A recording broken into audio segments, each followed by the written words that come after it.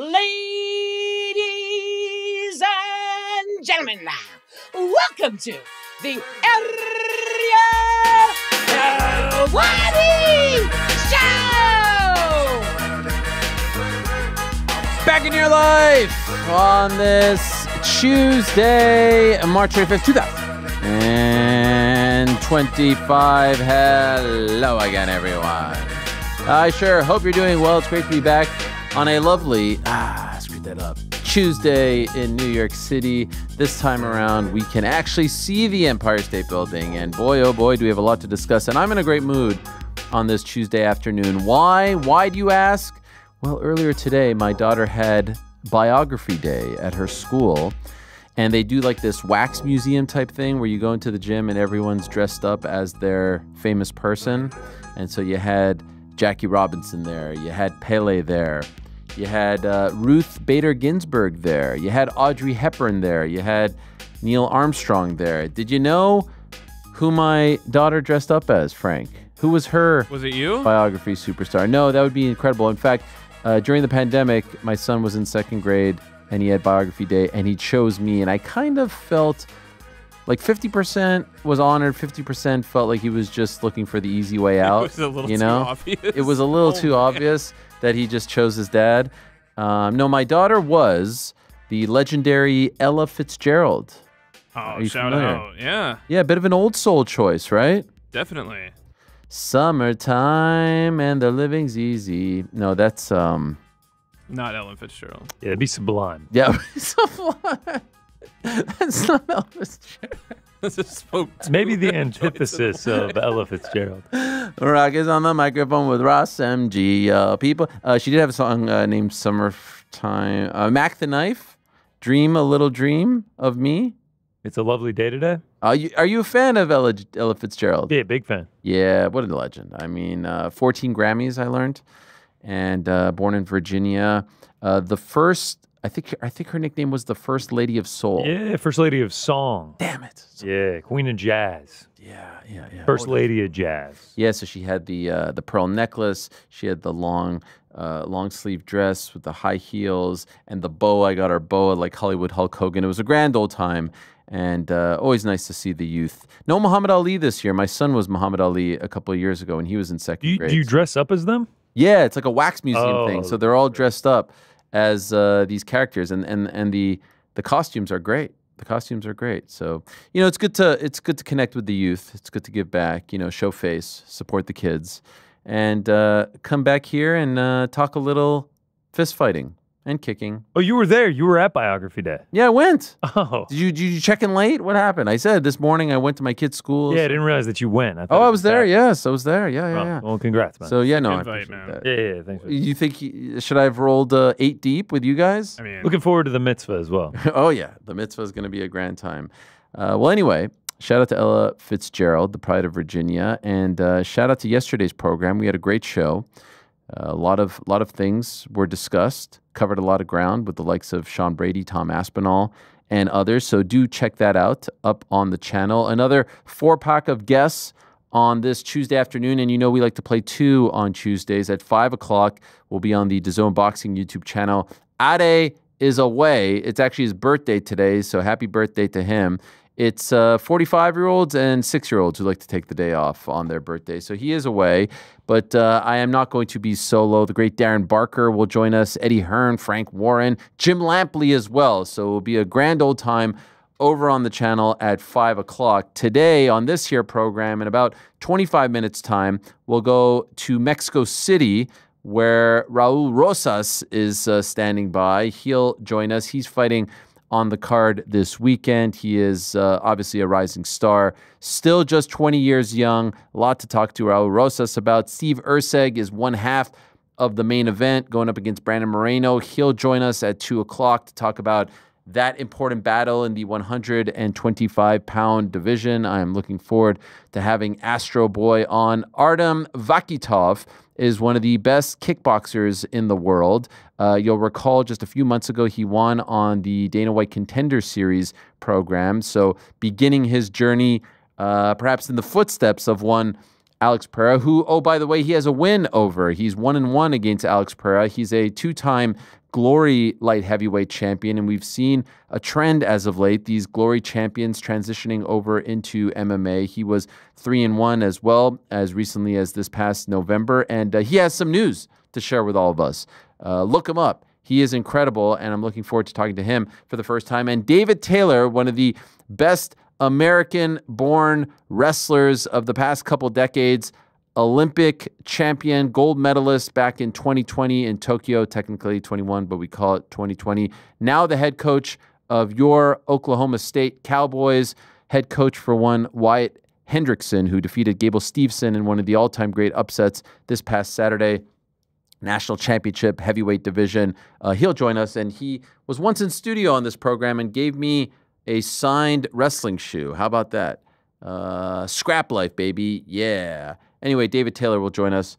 Still, I'm told, with some aspirations to transition into MMA. We'll see if his newfound success as a rookie coach might have changed things. We do have some breaking news, though, off the top of the program. Everyone has been talking about, May 31st. It's been the big question. Who is going to headline the May 31st UFC Apex event? It's what everyone's talking about, and we finally have the answer to that question. It is, in fact, going to be a big fight at 125 pounds, just like this weekend's main event, but it's at the mighty, mighty Apex. It's going to be the streaking Maycee Barber going up against former almost title contender Aaron Blanchfield. You'll recall a year ago in Atlantic City, Blanchfield fought Fierro, lost that fight, but did come back and defeat Rose Namajunas recently. Well, Maycee Barber has won, I think, 6 or 7 in a row. She's on a roll as of late, and she's been out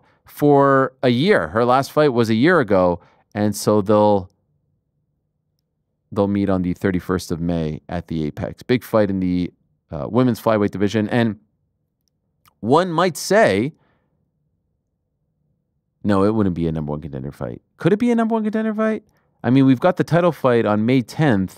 I feel like there's someone else. Well, no, actually, it could be a number one contender fight. If Valentina beats Manon Fiorot, I suspect they'll do Valentina versus Zhang, and maybe when she comes back, she'll fight the winner of this fight. Or if Fiorot wins, maybe she fights the winner of this fight. Or if Fiorot wins, they run it back. Who the hell knows? I do think that this would probably be some kind of top contender fight. It's just the Zhang Weili component that muddies the waters a little bit. Anyway, there's the answer to the question.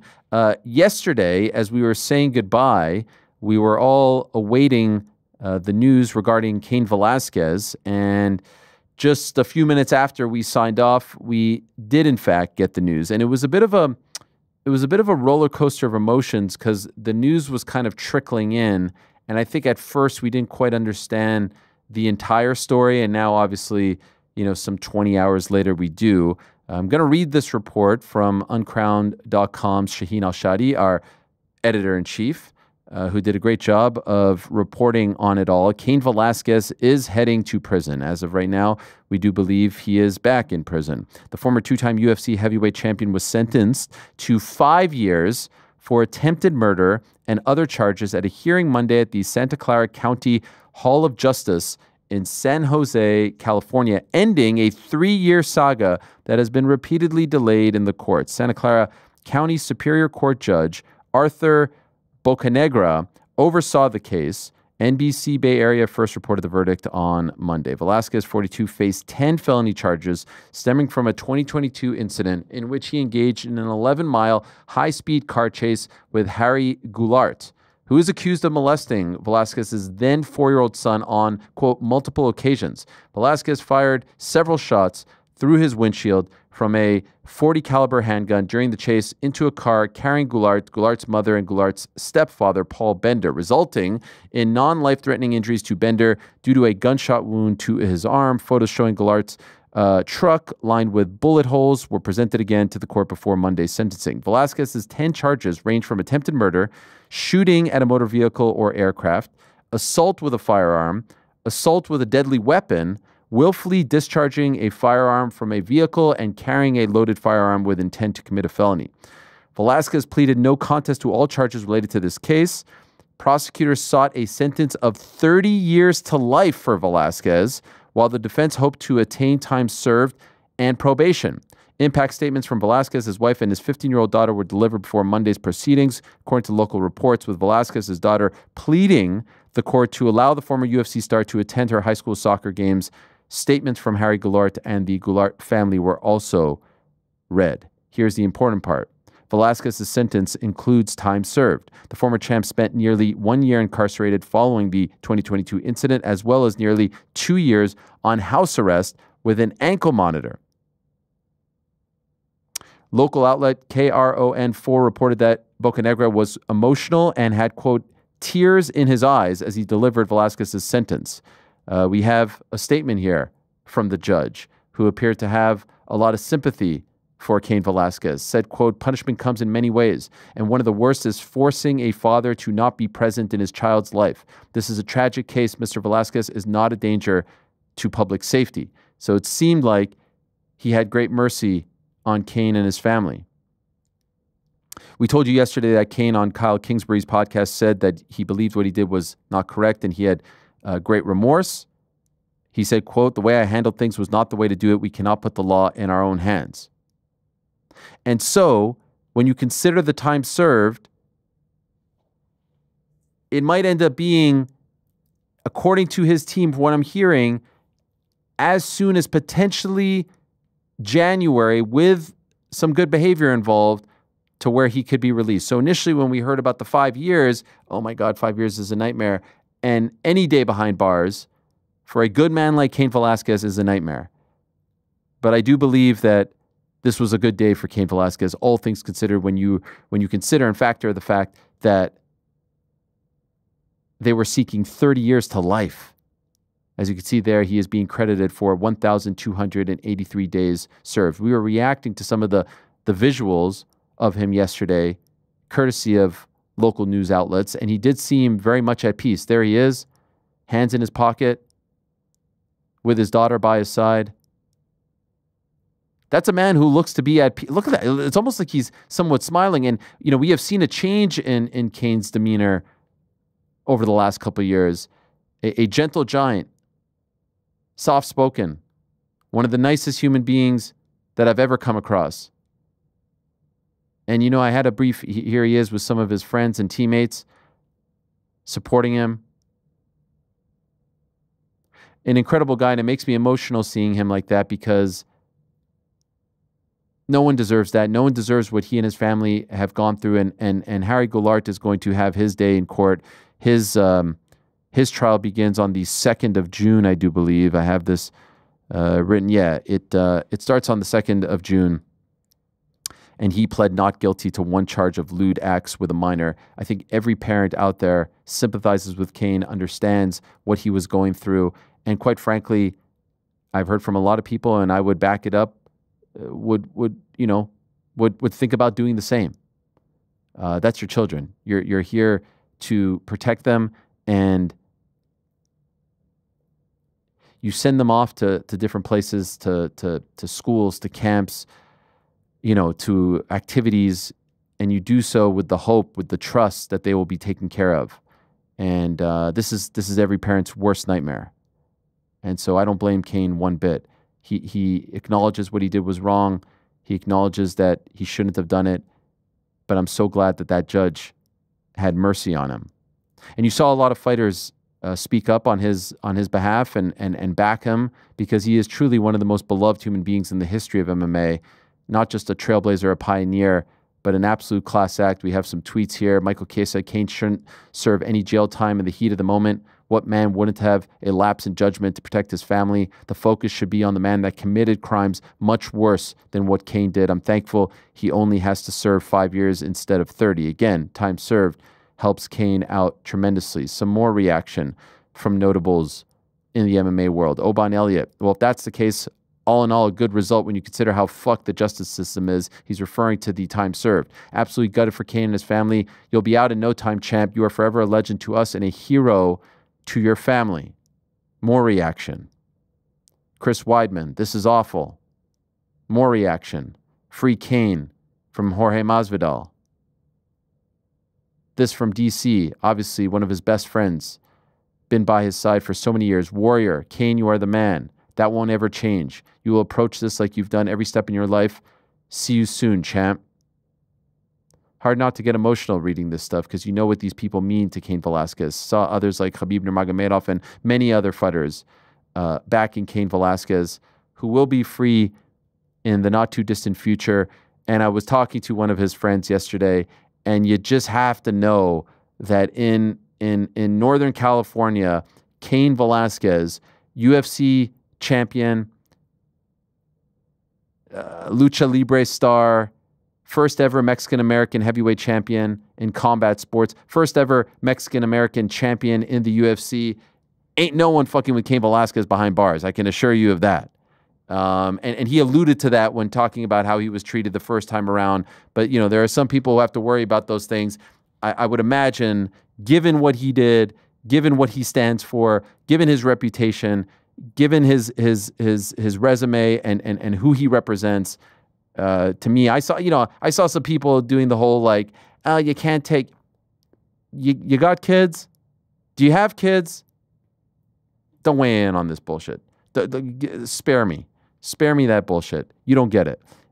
Cain Velasquez is a good man. We'll always support him here, and I just wish him the best, and I hope that he is able to hang in there, stay mentally strong, and get back to his family as soon as possible. It's a tough one to process because I understand what he did. You can't just go running around, you know, with a gun. I get that. Trust me, I get that. But this isn't like someone stole his wallet, okay? When your kid is hurt, you feel it. It's hard to explain, but you feel it. You feel like when my kids don't take a shower at night, I feel it. When my son is hurt, I feel it. I was telling you guys about the time that my son sat on the bench for a basketball game. I felt his pain. I can't even fathom what he felt on that day. Can't even fathom. Don't even want to fathom. Can't even process it. So thank God he had that judge. And again, he seemed to be at peace with it all. Anyone have any thoughts on the Cain Velasquez situation? This is a different one. No, I would echo everything you said. Certainly, as a father myself, like, couldn't even imagine what he was going through and what the family's gone through. What I would just hope is that justice is served in the case of the man who has been accused of basically, you know, what has been said by many people online and fighters and other people who have supported Cain. You know, we have got one case here, but then there's another case in June for the man accused of what he did to Cain's family. Hopefully justice is served in that case. That is how justice can be enacted, you know? Not Cain tried to take the law into his own hands, admits now that was faulty. There is an opportunity for justice to be served. Let's see what happens in June, and I hope that it is. Yeah. I saw the family speaking outside the courthouse saying that they were disappointed, that they're going to clear their name, that this is all alleged, that nothing happened. I mean, I would have a hard time believing that Cain Velasquez would do something like this if he didn't feel quite strongly like this actually transpired. And I can't stand the devil's advocates out there being like, well, you know, what are you guys celebrating? Fuck you. There is no way that any parent on the planet would feel differently than Rick and I here. Yeah. There's no way. There's just no way. I question if you have a heart. I question if you have a beating heart, if you have a conscience, if you don't feel that same way. And so I think everyone sympathizes with him. And the thing is, like, we all covered Cain, we all watched him in his prime, the most soft-spoken, gentle giant there is. Just an absolute legend. Pizza, your thoughts? I think my big takeaway from all of this, and I think you guys have done a great job of expressing how the community feels about this, but I think one thing that we need to take away from it is look at his reaction to this, his life being turned upside down. He came on your show not so long ago, and the transformative situation he's gone through because of this, in the depths of absolute despair, I'd imagine, under house arrest, having been in prison. You saw him walking out there. You were just talking about it, like a weight's been lifted off his shoulder. The way he's reacted to all this has been absolutely perfect, really. You couldn't ask for a man to react better than he had. I think the testimony he gave in the court helped him greatly too. This is clearly a man who understands the situation he's in. As you said on the Kyle Kingsbury show, he said he'd accept whatever came his way. But really, everything he's done has been such an amazing reaction to a horrific situation. And, you know, we already love this guy. And I think the fact that he's come out of this, well, you know, obviously he has to serve some time still, and hopefully your timeline on that is correct, Ariel. But really, it is so admirable the way he's taken all this in his stride, and his reaction to it has just been perfect as far as I'm concerned. You see that same thing that I'm talking about, like the look on his face? Absolutely. Yeah. Every time I see him speak, I think, wow, like what an achievement this is for him to come through this with this kind of clarity in his mind and to be so self-assured. You know, obviously the situation happens like that. There's no telling how anyone's going to react. And no one's saying, you know, it's perfectly acceptable to do what he did, but it's certainly understandable. It is absolutely understandable. And thank God nobody was hurt and everything like that, because he would have been looking at it a lot better. But I think this is an all-round win. If we're looking at 30 to life, I think this is a win. And hopefully he's out and he can put this behind him. And to that point, yep, he has acknowledged that he made the incorrect choice, and he has accepted his punishment, and the punishment was handed out. And so this is how this goes. And to your, like, I couldn't agree with you more, Pizzi. He has come to terms with this, realized his error, and accepted the penalty for it, and now he moves on. No one was hurt physically from what he did. You know, long-term injuries, but you know, we may never know the psychological pain that this has caused. The family, the victim, everyone involved from the Velasquez family. So let's just hope that justice is served, and let's hope that Cain is able to hang in there. It was very nice to see so many people in the MMA community stick up for him. And really, you know, like ever since we've talked to him post-retirement, you know, we talked about like the ayahuasca and the meditation, all that, his transformation as a human being, like he's almost become one of those guys that I bet would say, like, I don't want to squash a bug. You know what I mean? Like he just seems so at peace, and I can't imagine. You know that video that we talked about? I don't know if it was on the show or off the show, where he's sitting on a horse having an ice cream. It is just amazing, like that. He just seems like gentle. I keep saying gentle giant, but it's just amazing that this guy was one of the baddest dudes on the planet at one point. Completely annihilated Brock Lesnar to win the heavyweight title, and one of the greatest heavyweights of all time. And that, you know, this has occurred to him. So I have to imagine when you've seen what he has seen, when you've had to deal with what his family is dealing with, and face that and rebuild yourself after it, you know, there's only one way you can go from there, right? You're going all the way to the bottom. That is the worst thing that could happen to a family. And now you're thinking about, okay, you have to rebuild, and you have to find that light and find that way forward. And it seems like he's found a great path. He is truly, as you've said, at peace is the way to describe it. Thank God the judge wasn't one of these people saying, "Oh, this cage fighter is a menace to society, and we need to." Thank God, because if it was 20 years ago, we might have been looking at that. Yeah, maybe it's this new demeanor that he has. It really does feel like Rick said, like he just has no regrets. He's at peace with it. He did what he felt like he had to do, and now he's just going to move forward with it. And a man that has no fears either. I don't imagine that he fears finishing this time in prison. Okay.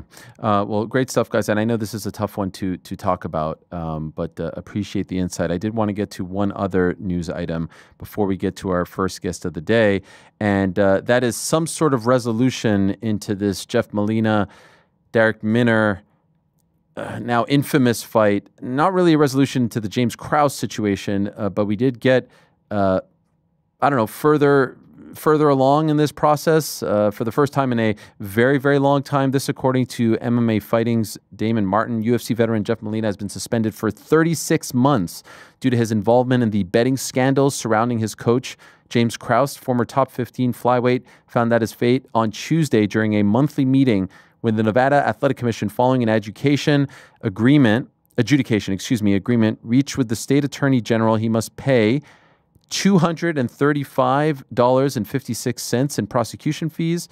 The situation initially involved Molina's teammate Darrick Minner after he fought and lost to Shailene Nurmabeki by first-round TKO at UFC Vegas 64 back in November of 22. Suspicions were raised after betting lines for the fight shifted dramatically just before the event kicked off, with Minner becoming a massive dog before ultimately losing the fight in just 67 seconds. Krause and Minner were then suspended for failing to report an injury prior to the fight, but the actual investigation was surrounding a potential betting scandal that actually led to several sportsbooks refusing to take bets on UFC fights. Molina was initially suspended all the way back in December of 22 when an investigation opened up over allegations of betting irregularities surrounding Krause. On Tuesday, Matthew Feely, Deputy Attorney General for the state of Nevada, revealed that Molina's suspension stemmed from him failing to disclose Minner's injury and then placing wagers on the outcome of the fight. After Molina having direct knowledge of a serious injury, this is a quote from Feely, sustained by a fellow fighter, Derek Minner, Molina failed to inform the commission of Minner's serious injury in violation of NAC 467885. And instead of informing the commission, additionally placed a significant bet or significant bets with a gaming entity on the outcome of Minner's fight. The suspension was made retroactive to the date of Minner's fight, so Molina is cleared to compete again on or after November 5th, 2025.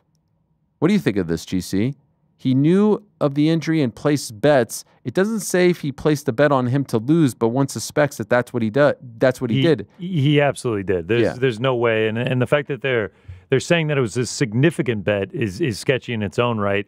I think the fact that he only got fined, what did you say, like $235? I feel like the fine should be forever much the bet was for. I mean, they have to know at that point that he placed the bet, what sportsbook it was with. They'll have the slip. They'll have the history of it. It feels like he should have to pay that back.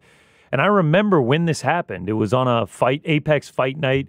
I think it was like Marina Rodriguez versus Amanda Lemos, just happening at the Apex, a Saturday afternoon in November. And I remember I bet on Derek Minner by submission or something that day, or maybe I just took him as an underdog.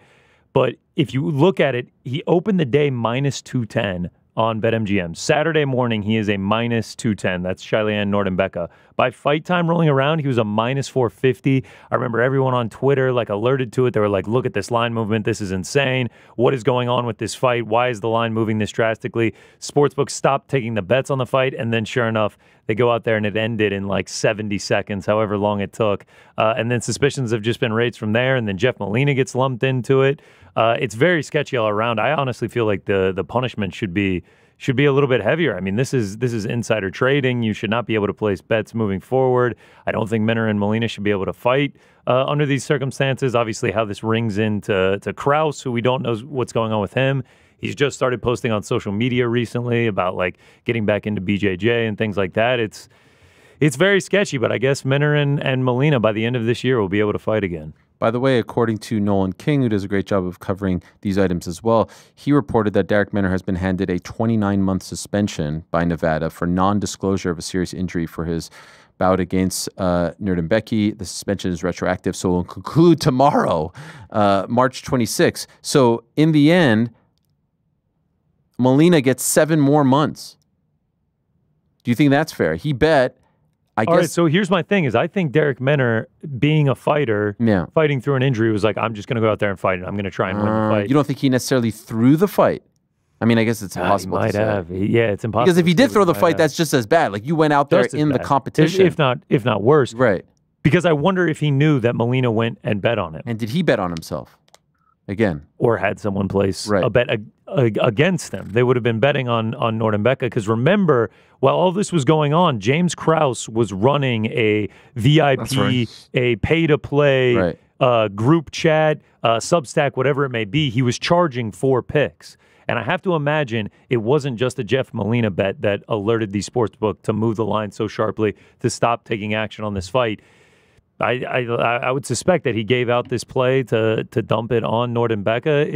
It's just very, very sketchy all around. And UFC cut all ties with James Krause and said, if you are associated with this guy, you will also be cut from the promotion. So I don't know what eventually is going to happen to him, but it's sketchy surrounding all of this. Yeah, he was essentially banned, right, from cornering any UFC fighters. Yeah. I don't imagine he'll be back, and I imagine there will be legal action beyond just the Nevada State Athletic Commission suspending these guys for James Krause.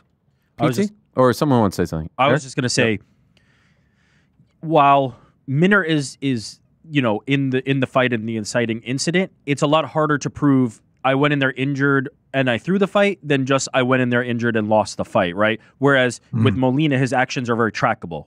Placing the bet is very trackable. There is a way to find that. There is a way to, if Minner never said anything to anybody like, I'm going to throw this fight, but everybody knew he was injured, you still have enough data, but you can't prove that he threw the fight. So it is, I feel like it's much harder to kind of litigate that and then find punishment for it, whereas Molina's actions are very trackable and traceable. There is also a world, and obviously we don't know the answer to these. Only the guys in that small group know the answer to it. But there's a world where Jeff Molina was just aware of the injury and was like, oh, he's going to lose, went and placed a significant wager against them and just didn't tell anyone on his team.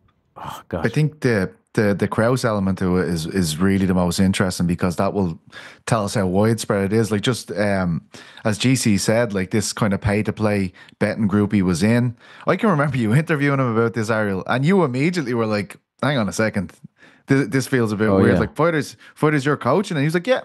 And you were like, what? You know what I mean? I can remember it just being a really strange interview where you're casting doubt on the legality of what was going on here. But really, it could have been a lot more damaging. Like, I can remember discussing at the time with you and Chuck, and this could have really delegitimized the sport. If this had been so widespread that sportsbooks aren't taking bets on UFC events, that's a catastrophic look for the promotion. So I think they reacted very well to it. It was nearly in the blink of an eye. He was just cut. There was a lot of complaints initially. Then as information came out, and look, we're still waiting for a lot of information, I think more people realized how serious this was. I'd say there's going to be a lot of autopsies on that pay-to-play group he was in, just to see how widespread this was. There's more on this story over on uncrown.com. Drake Riggs writing up a report. Go check it out. There's an interesting nugget in there that we didn't discuss yet. James Krause has actually recently resurfaced to proclaim he's more than $5 million in debt. So he is now focusing on the real estate world, and it doesn't seem like he's really all too much involved in the world of fighting. One last note on it, just because it sparked my curiosity, because I remember it was in 2022 when the UFC came out and was like, UFC fighters can no longer wager on any UFC fight. And I'm actually looking at a tweet of yours from October 17th, which was just a couple of weeks before this fight took place. And they came out and said, no, UFC fighters are now prohibited from gambling on any UFC fight. So just weeks after that, Jeff Molina breaks the rules with insider information. Oh, yes. Perhaps they knew. Perhaps they saw this coming. Crazy story, and maybe there'll be more twists and turns. I don't think James has ever really done an interview about any of this, so let's see. But it feels like the UFC kind of dodged a bullet with that one, and all the blame went on, the two fighters involved and their coach. Let us turn our attention to this weekend's event in Mexico City, one of the great fight towns in the history of combat sports, whether it's boxing, pro wrestling, or mixed martial arts. The UFC is back for a fight night headlined by Brandon Moreno versus Steve Erceg. Erceg will join us in about 30 minutes' time, but you had to know that Raul Rosas Jr. would be on this card. It's an obvious, and it's his first time fighting in Mexico City since joining the UFC. He's kind enough to join us right now as he prepares for Vince Morales. Hello, Raul. How are you, my friend? ¿Cómo estás? Muy bien? I'm doing good. How are you? How's the Spanish? Is it doing pretty? It's not bad, right? Hey, it was not bad. It was impressive. Thank you. It was good. Thank you. When you found out that the UFC was going to Mexico City, did you know like you had to be on this card? Yeah, I mean, I was 50-50. I was hoping to fight sooner, but when that wasn't given, then I knew I had to jump on this card. So yeah, I'm grateful that I'm here now. So your last fight was at the Sphere, right? In September. When were you hoping to fight? I was hoping to fight one more that year in December, but if it wasn't given, so I was hoping to fight in January 18th. I wanted to fight in LA, but then the card got fully stacked up right away. And there was a few bantamweights, but they all made it to the fight. They all got to go out there and perform. But I was staying ready in case anybody got injured, but, they all made it. So after that, I just had to wait for the Mexico City card. I know you also said that you wanted a ranked opponent. Vince might be like the most accomplished and longest tenured MMA fighter that you have faced. This is arguably, he's got a pretty good resume, but he's not ranked. Were you happy with the opponent, or were you looking for a bigger name? Yeah, I mean, I was happy with the opponent. Like I said, right now I'm just happy to go out there and perform. He is a tough opponent, and he's a very like experienced veteran fighter. So I'm just excited to go out there and be able to solve the puzzle to finish him because he's faced a lot of top guys and they haven't been able to finish him. So I'm excited to go out there, figure it out, finish him, and make it look kind of easy. You have fought a bunch of times in Mexico, but always in Tijuana. This is prior to the UFC, so this is your first time fighting in the UFC on a Mexico card and in Mexico City in general. What's the buzz like? What's the vibe like so far? I'm excited. You know, the people out here, you know, the crowd out here is different. You know, they all get crazy, and I have a lot of family out here that's gonna be able to watch me perform for the first time in person that can't go to the United States. So I'm excited to just give back to all my people right here. I keep hearing about the Performance Institute over there. Have you had a chance to check it out? Yeah, yeah. How is it? I checked it out. I'll say I like the one in Vegas better. Oh, why is that? Why is that? You know, the cafeteria for sure. We like in Vegas they got like pizza, they got like all this other stuff. They be switching it up, you know, and over here they just got like the healthy meal. Okay. And the same meal goes for everybody. Like if they make chicken and rice, everybody's gonna have chicken and rice. So I mean it's a good thing, you know, but when you're not in a diet, you know, it kind of sucks. How long have you been in Mexico preparing for this fight? I've been out here for like 3 weeks now, about to be 4 weeks. So you know, I feel pretty good. Getting acclimated to the high altitude and whatnot. Yeah, yeah. By the way, speaking of food, what's going on with you and Carl's Jr.? Is there like a Raul Rosas hamburger over there? What's happening here? This is incredible. Yeah, it's gonna come out either the day of my fight or maybe a few days after, you know. But we're gonna have the Chihuahuas burger. So I'm excited, you know, after my fight. So let's get it. Yeah, by the way, every time you do it on the show, I think like Zoom cancels you out, so we have to add our own Chihuahua. You hear that? Do it again, Frank. Do it again for us. Now we just have it on demand, you know, because when you do it, for some reason, it goes so high pitched that it just disappears. I don't know what it is, like a noise cancellation. Yeah, that's smart that you have it now. You have it ready. Now we got it on the ready. Wait, so it's actually called the Chihuahua's Burger? Yeah, that's what it's gonna be called. Wow, so this is like a sponsorship deal. Yeah. Yo, this is huge. How did this come about? They hit me up after my last fight in the Sphere, or I don't know if it was a little before. I forgot. But yeah, now we just re-signed, so we're like on the second contract, I guess, of sponsorship. Amazing. So it's gonna be a nice one, yeah. And what is the Chihuahua's Burger? Like, what am I getting if I order this? I don't know, to be honest. They haven't told me what's in it yet, so I just hope that, you know, we mix it up pretty good. We make it pretty good, you know. And what would you want it? Like, if I asked you, what is it? You know, like what's the order? What are you getting? To be honest, I'm letting them do it because me, I'm a very picky guy with the food. You know, when I get a burger, for example, I don't like cheese on the burger, and I know a lot of people like cheese. I don't like tomatoes. I don't like. So what's your order? Tell me your order, because I saw some like onion rings on there. Was that onion rings? Yeah, there was onions, tomatoes, pickles, cheese, meat, obviously, and I forgot what else. Crazy. Look at you, man. 20 years old. You have your own burger. Yeah. That's pretty dope. It is pretty dope. And is this at any Carl's Jr. or only at like ones in certain areas? It's going to be in every location, so it's not out yet, but when they release it right after my fight, it's going to be out in all the locations in the world. Wow. So that's pretty dope. That is dope. Yeah, man. Incredible, all the stuff. And I even saw your merch store has like GTA inspired stuff. Like we got Raul Rosas GTA inspired merch before GTA 6. I mean, this is crazy. Yeah. I mean, I just try to come up with any ideas, you know, for the people. So yeah, I'm gonna come out with new ideas after this fight. So I'm excited for all of it. You got that joke, the GTA 6 joke? Did you get it? Yeah. People say that on the internet. Like, we got so and so before GTA 6. You know that? Yeah, we got this collab before GTA. Yes. I love that. Would you guess that I've never played GTA before? I've never had the pleasure. Are you a GTA guy?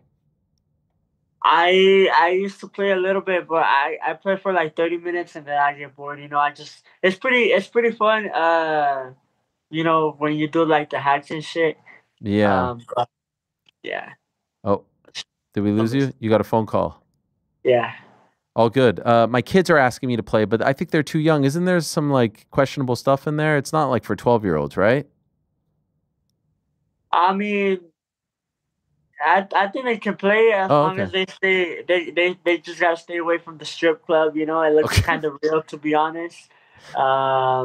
Yeah. Just besides that, you're good. I'm going to tell them Uncle Raul said that they could play. Just stay away from the strip club. I've seen. Hey, by the way, I've seen some exciting stuff about your family members. So there's 4 of you. There's 4 kids, right? Here we got the whole crew right here. We've got Jesse, who's a bantamweight, won his last fight at Fury FC 95 last August. He's 6-1. We've got Kevin, who's 23, lightweight, 4-fight winning streak, won at Fury FC 101 last month. And then we have Kenya, who is your sister, right? Who's 27, strawweight, fighting next at Fury Challenger Series, 13 in April. Once fought Mackenzie Dern as well. There's the whole crew. You're the youngest of the bunch, yet you made it to the UFC first. Yeah, I mean, that's why I believe so much that, God has a plan for all of us. Obviously, we thought the order was going to be different from oldest to youngest, but I just, somehow got the head start, especially with my other brother after me, Jesse Rosas, that he's 6-1, right after me. We were fighting on the same cards coming up, but then his opponents would pull out on fight week. So then that's where I got the head start right there and made it to the UFC. But I'm excited because I truly believe, not just because we're brothers, that we're all in the same level, but also different styles. So I'm excited for them to come into the UFC as well. God willing, Jesse and Kevin will be in the UFC this year, and my sister next year. So, it'll be pretty fun to share a card eventually, like we had before, but now in the UFC together, maybe Mexico City or wherever, it's given. I'm just excited, to have them all sharing. And we're all going to be 135ers too, me and my brothers. So wow. Eventually we're going to have to sit down and talk and see who's going to move up. And it would be unbelievable if all 4 of you were in the UFC at the same time. So do you think the next one up will be Jesse? Yeah, I think the next one up is Jesse, and right after is Kevin. But I think they'll make it like around the same time to the UFC. And you say you have fought on the same card before. Have you ever, all 4 of you, fought on the same card? Yeah, inclusively, it was me, my brothers, and my dad fought on the same card, and we all won that night. So what? Your dad too? Yeah. My dad's also a professional fighter. What year was this? I was like, I don't know, but I was like 9 or 10 years old. I was like 9 or 10. You were 9 or 10? Yeah. What was it? An amateur fight? Yeah, it was amateur MMA. My first fight, I was 8 years old. So yeah. Your first fight, you were 8 years old. And what was it? What were the rules? Everything was legal except no headshots, and if I got like a submission, we just kept going. Any headgear or shin guards or anything? Just gloves and shin guards. That's it. Wow, you were 8. Were you nervous? No, to be honest, the first time I stepped in there, I still remember like right here. I was just like, okay, like I knew so much because I had been training since I was 4. Like, I mean, for an 8-year-old, I thought I knew a lot. So I was like, okay, like I got in there and then the bell rang and I was like, okay, so what do I use? I was like, should I use my striking? Should I take them down? And like the kids just started coming at me, so I just started like using my instincts, So yeah, it was pretty fun. Wow, and did you win? Yeah, of How? course. My record as a kid, all the way till I was 14, I would say it was 26 wins and 2 losses. Wow. And how many times did you fight on the same card as your dad? Like 2 or 3 times. Okay. Does he still fight? No. Okay. After he just like became a coach. Okay. Because like on your Tapology record, there's 2 amateur bouts, and the first one is in 2020, but you have many more before that. Yeah. Because on my Tapology, it shows the fights that I have with adults. Because at 15, I started fighting adults. But before that, I was fighting kids my age, like 2 years older than me, or like my age. So those didn't go on my record. Incredible. And your siblings, did they all start at around that age too? Yeah. We all started training the same day. We all started fighting the same day as well. Like the same day that I fought, the same day all my brothers fought. So we all just we've had the same training sessions, the same career, just different paths, due to fights. Did you guys fight a lot in the backyard? Yeah, we did, especially in the house. At first, we would fight a lot, but then it started getting crazy because we all know how to fight, so we would break a lot of things because we would be all over the place. The scrambles would be crazy in the kitchen and shit. So, in the kitchen, not outside? No, anywhere in the living room. We broke windows. We broke a lot of shit. And your mom was cool with this? No. No, she wasn't. And I would be having a purple eye, and I would have to another. All good. I would be having a purple eye, and I would have to say like, oh yeah, I would hide it, and then for a day, and then the next day I would come back from school, and I would be like, oh yeah, I was playing on the playground and I hit the pool because I would have like purple eye. Right. Did she ever fight your mom? No. No. My sister, no. And then we would jump my sister actually because she was the oldest. So damn. Yeah, we would also beat her up.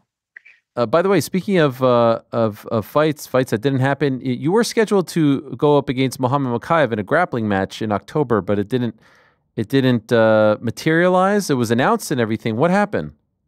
The UFC preferred for me to stay just to the UFC, like concentrating on the fights. Okay. So they didn't want me to go out there and grapple, but I was excited because Mokaev, I believe, is the best 125 grappler in the world. And I just wanted to go out there, and I knew it was going to be a fun match, fun scrambles and shit. So I was excited for that match. Maybe one day in the future it can happen, Yeah. So, I mean, that would be incredible, and it would be somewhat of a statement. He's such a good grappler if you could go up against him. How soon, how close to the fight? Did it get canceled like the week of or something like that? Well, yeah, it got announced. They called me a week and a half before the actual match, and I accepted. And then they got announced like 2 days later. And then as soon as it got announced, the UFC saw it and they told me no. So I was like, all right. Yeah, they have their own grappling promotion as well. So maybe you could get on that. So you said that you wanted to fight more active, or you wanted to be more active since your last fight. If all goes according to plan on Saturday, how quickly would you like to return? How many times do you want to fight in 25? I want to fight 4 times this year, so I'm hoping. Wow. I'm hoping I'll get this one done, and then maybe, God willing, I come out good, no injuries. Maybe I'll try to return in International Fight Week, and then we'll see. We'll see what's after that. Hopefully a ranked opponent, but I'll just keep showing up. You're ready to take that big step. Yeah, I was excited because I was supposed to take on Rob Font when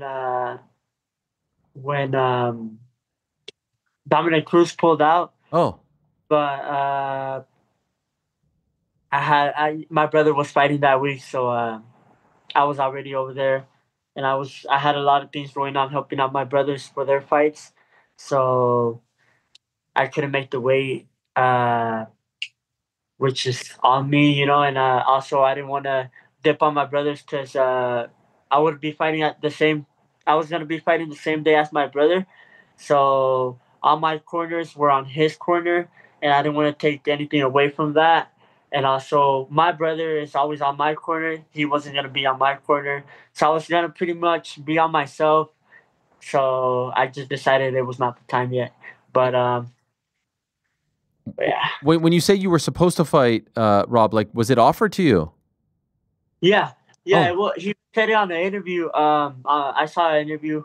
He said I was offered to him as well. He said yes. I said yes, but he didn't know what happened.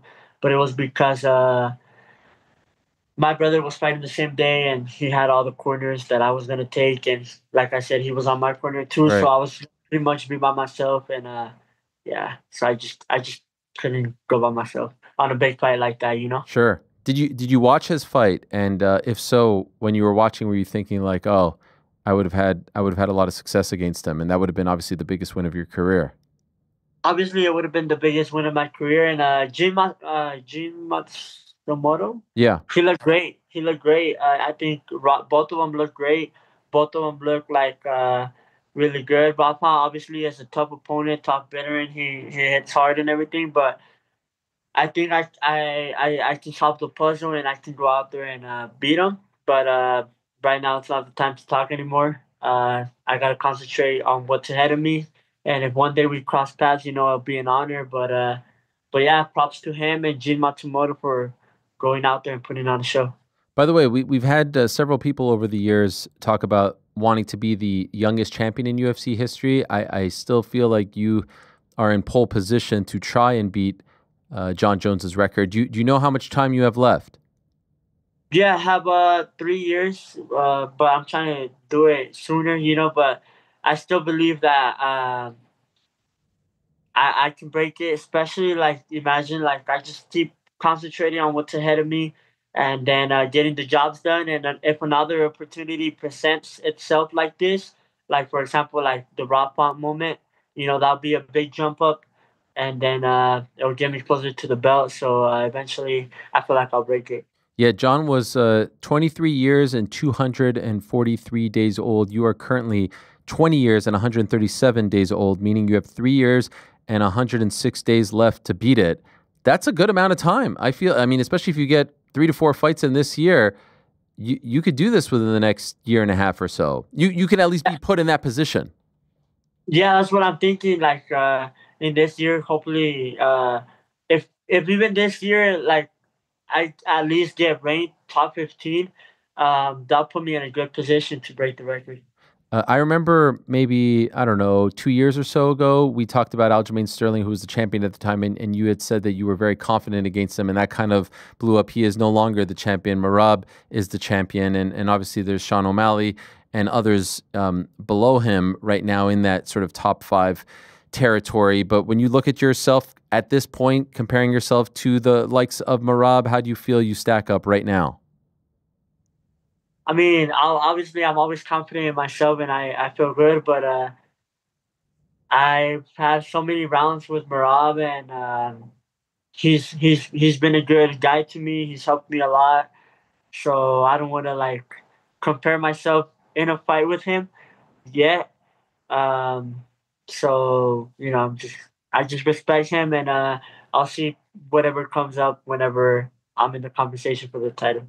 Fair enough. I respect that. By the way, what's going on over at Chiwiwi's Gang, the YouTube channel? What do you got over there? Oh, I got a YouTube channel just doing like a lot of crazy shit that I do because I just be all over the place. So I started like putting it on YouTube, doing collabs and shit, just for fun, Just like for what kind of crazy shit? What kind of crazy shit? Just whatever, like working or like going to concerts, going with the fans, going with the people, just whatever. Did you train with Eddie Reynoso? Yeah, I did. Incredible. How long did you train with him for? He, of course, the head trainer for the likes of Canelo Alvarez, now Ryan Garcia as well, Jaime Munguia, Teofimo Lopez, one of the best coaches in all of boxing. When did that happen? It happened around January, I think. I went for a few days and then went back home and then went back for a few days. And I still go back and forth here and there. Learned a little bit from him, So it's nice, and I'm grateful that he opened the doors for me to go train. What I did this off season, I was just reaching out to a lot of coaches, and just trying to evolve, just trying to get better. I went to boxing gyms. I went to the best jiu-jitsu schools like Cobrinha. Um, and I was just learning a lot from all these people. And then when the fight came, I just put it all together, and I'm excited to go out there and show my new skill set. Any of those big names there when you were at the gym? Like Canelo, fighter? Ryan Garcia, Teofimo, Munguia. It was, Oscar Valdez was there when I was training. Who else? Have you ever met Canelo? No. The other day, I was gonna meet him, but I didn't show up. What? You didn't show up? No, it's because I had some appointments for this fight, so I had to do some exams. So okay. All right. Yeah. I was gonna say, man, you can't stand up Canelo Alvarez. I mean, that's royalty. Oh, yeah. Yeah. Imagine he's sitting around waiting for Raul Rosas. I know. Well, if he's in town, you should invite him. You should invite him to the fight. Oh yeah, for sure. I don't think he's in town though, but all right. He's training right now for his upcoming fight. Yes, William Skull on the 4th of May. All right, so what are you thinking? Saturday, how are you feeling? How does this end? I'm feeling excited. I'm feeling pumped. Obviously I'm ready for a war because like I said, he's a tough opponent. But I'm excited, and I'm pretty sure I'll go out there and finish him either by knockout. I feel like I can get the knockout or get the submission.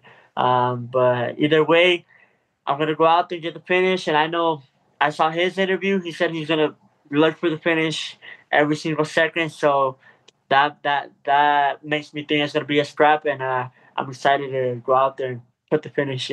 Love it. By the way, last thing, have you trademarked Chiwiwis yet? Oh yeah, okay. For sure. I did after a long time ago. Let's. Can we get one maybe like a bit away from the computer or phone, so then maybe it doesn't pop? Let's see. In 3, 2.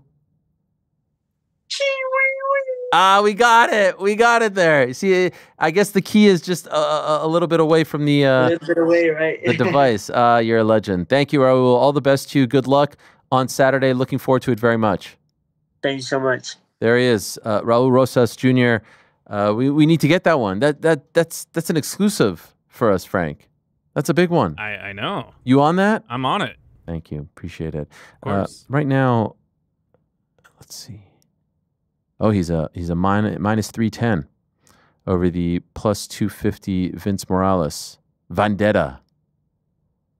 Morales, by the way, 34 years older than Raul Rosas, which is kind of a theme every time he fights because he is so young.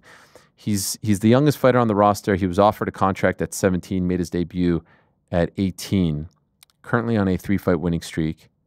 Amazingly, how about this? Morales made his professional debut when Rosas was just 10 years old. At 10 years old, Raul had a full amateur career under his belt already, apparently. Started at 8 when Rosas made his pro debut. A month later, Morales KO'd Luis Smolka at UFC on ESPN in December of 2021. Wins in Bellator, Ryzen, 10 fights in the UFC. By far the most experienced fighter, I would say, that Rosas has fought in the UFC so far. And perhaps if he gets by Morales, he will get that ranked opponent that he so desires. The main event is Brandon Moreno against Steve Erceg. The last time Brandon Moreno fought in Mexico City, it has been a minute. When was the last time Brandon Moreno fought in Mexico City? Last year, right? Was it last year's card? Him and Royval? Yeah, you're right. It hasn't been a minute. I was thinking the Sphere card that he wasn't on. Yeah, it was February. Royval took that fight on short notice. So it's been a little over a year. But then prior to that, it was a quote-unquote minute, because prior to that, it was September of 2019, the Askar Askarov draw. That was his first fight back after leaving the UFC and winning the vacant flyweight title. In a matter of moments, we will talk to the man who will be fighting Brandon Moreno, and he's made a bit of a habit of fighting the local hero on his home turf. It was not that long ago, a little less than a year ago, some 10 or so months ago, that he fought Alexandre Pantoja in Brazil. and now he fights Brandon Moreno in Mexico City. What a wild time! What a career! We speak now to Astro Boy, who is also in Mexico City. Steve Erceg, kind enough to join us. Hello, Steve. How are you? Yeah, good. How are you? I'm doing great. Big opportunity for you. What about that? Fighting Moreno in Mexico, fighting Pantoja in Brazil. This is, this is big time stuff. You enjoy these things, like fighting the star on their home turf, not neutral territory? Yeah, 100%. I love going to the local city, and I've said it a couple times now, but if they find life on Mars, I hope they call me to fight for the first show against the Martian. I love it. I also love the way in which you announced this fight on the bike, and then you crashed into the side of the road. Was this a parody of something? Was this an office thing? What am I missing here? I'm not very up to speed with the cool kid stuff. So yes, there was a parody of The Office, and him pretending he could ride a bike and crashing it into a car. And I thought about crashing it into the Mitsubishi in the back to start with. I thought, maybe not a good idea, so I just crashed it on the grass. This is a deep cut. Was the Mexico reference a Bjorn Rebney reference, or am I overthinking this? No, you're definitely overthinking it. Okay, all right. I thought it was Mexico. Yeah. That's a famous. It hits close to home for me.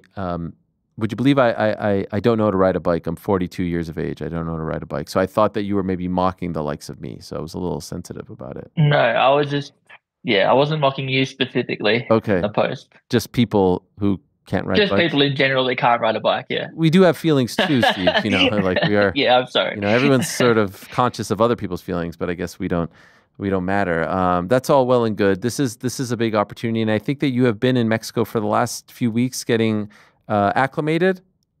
Yeah, we got here just over 3 weeks ago now. I didn't want to leave. Yeah, didn't want to find out that we weren't here long enough, so got here plenty early. How was it early on? The people talk about the high altitude and just getting used to the air. Did you feel that early on?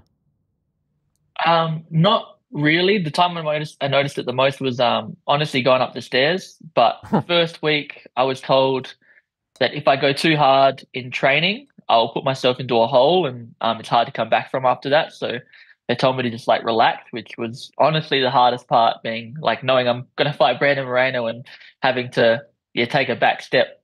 That was the hardest part of the whole thing, I'd say. What's the what's the city like? The atmosphere, can you tell? We keep hearing about MMA growing over there. They just opened the PI. Can you feel that the sport is exploding over there? Yeah, for sure. Definitely a lot of fans that recognize me, which first of all, that they recognized me, I was sort of shocked by it. And the second thing was they didn't hate me immediately. I was also shocked by it. But at the PI, that was fantastic. The athletes there are also good, and got to train with them. And it was a really cool experience so far. Why were you shocked that people recognize you? You had a tremendous fight against the champion not that long ago. If you're an MMA fan, you know who Steve Erceg is. I don't know. I just feel like I haven't been here that long, and I feel like I got recognized more here than I do in Perth. I don't know if that's because people in Perth don't want to bother me, maybe, or whether it's I don't know what it is, but I feel like more people came up to me here than they do in Perth.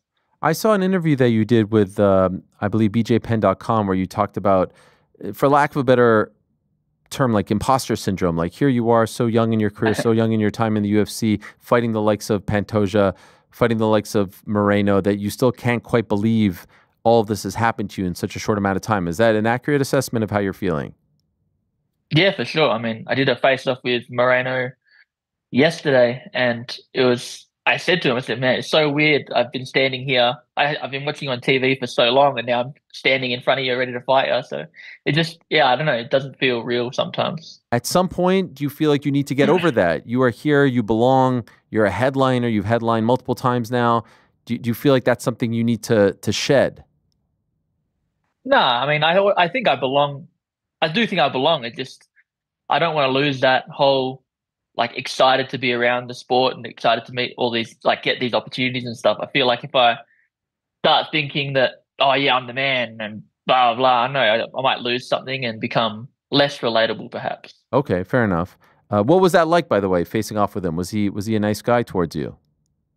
Yeah, he seemed nice enough. We didn't really say much. It was just face off. It was honestly the whole thing took a minute and a half. Okay. Hello, face off, leave. So.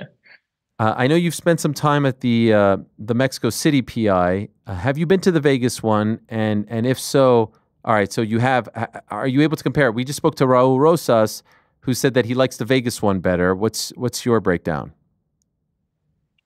I like the Mexico one because I got to train with like different athletes and that sort of thing. So like the Vegas PI is awesome, but it's like you go in there, you train with your own team. So like it feels like a very different experience. Where this one, like I came in and I've got this like whole team that I can like learn off of and train with, and like it was just a cool experience for me. I know you've been there for a few weeks now, as you said. Any lucha libre? Did you go to any of the matches? So no, I didn't. I was going to do it last week on the Friday. Apparently Friday is the best day to go, but we just couldn't make it. We went to the soccer the week before, so that was really cool. But the plan is to hopefully get one in after the fight, go to Lucha Libre. Okay, it is incredible. When the UFC was in Mexico City for the first time many moons ago, I went on a Friday night. It's an unbelievable experience. And I feel like Astro Boy is kind of a Lucha Libre-like name. You know, I could see the mask now. I could see the whole gimmick. I feel like this is something that you would be great at. I really hope they don't call me up. Yeah. That'd be not fun. By the way, I like the merch, the sort of Speedy Gonzalez inspired merch. Thank you very much. I like this. Appreciate it. Yes. Look at that. Who designed that? I thought my manager designed it. Well done. I thought it was I came to him with the idea as well, and he was way ahead of me. So it was cool that we're on the same page. I love it. Could you explain, because I think you were supposed to fight earlier this month, right? And then you got pushed to this one. Yes. So what happened there? Honestly, I don't really know. They called me, they called me and said that Asu couldn't fight anymore on the March card, and they have a replacement fight. And obviously the replacement was Moreno, and obviously I was very excited. And then I found out later that Asu is still fighting against maybe a debut guy, and then. I don't know what happened. I think maybe the UFC needed somebody for Mexico City against Brandon, and it was me or Asu, and I was apparently more exciting, or I don't know how to describe it, but I think I was probably lied to.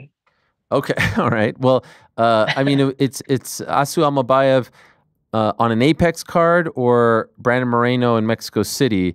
I would imagine that this interested you more, right? Yeah, 100%. I mean, I am not a person that usually gets excited as soon as I get a call about a fight. Usually the first emotion is nerves, and then I might get excited after. But I don't know what it was, but I wasn't even nervous when I got called. I got nervous later, but I was just so excited. Fighting in Mexico against Brandon Moreno is like a dream fight. So considering, the last two fights, Pantoja and Kai Kara-France, two of the very best, Kai Kara-France probably fighting for the belt next. Were you expecting a name of this stature, or were you surprised that it ended up being Brandon as your next opponent?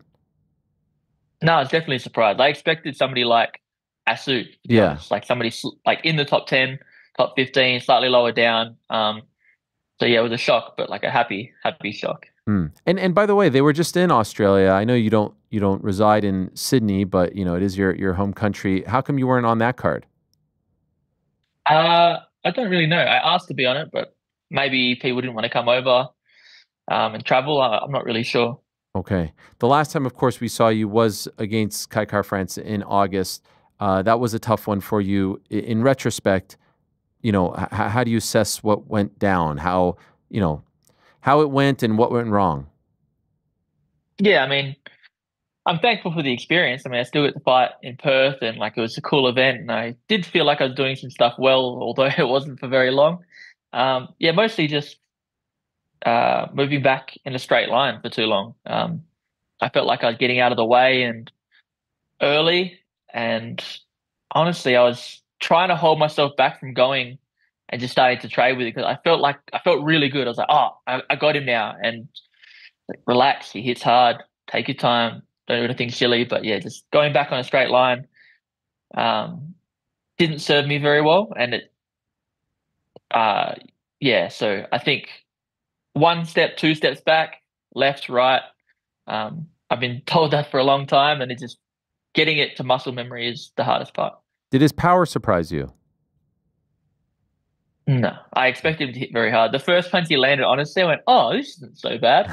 And then obviously, next thing I know, I'm fumbling on the floor, like, I've lost this round, and then I realized it's the referee. So, considering that was a home fight for you in the UFC, how did you handle the aftermath? I mean, obviously losing sucks, but I had obligations to like go and to the Metro's after party and that sort of thing. I was like, I don't want to be a sourpuss. I'll go and meet all my friends and family and stuff that are going down, and I'll just try to still enjoy the night as much as I can. You know, I've seen also in a recent interview with ESPN Australia, I believe it was, where you said that you're giving your body more time to rest, like you're not pushing yourself as hard in training. Is that an accurate breakdown of how you're feeling, and how do you balance, you know, not training too much but also training enough? Yeah, I mean, I don't think it's easy. I mean, I'm always worried that I'm not doing enough. So it's like, oh, I'm only doing 3 sessions of jiu-jitsu this week, and I'm only doing 2 of wrestling, and I'm always trying to fit more and more in. It's a hard thing to do, MMA.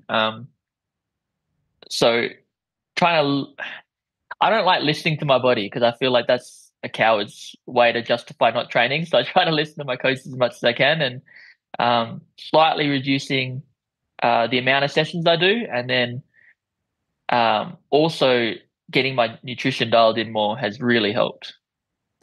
And so what about sparring? How do you feel about that? Are you one to believe that too much sparring or any sparring at all is not healthy?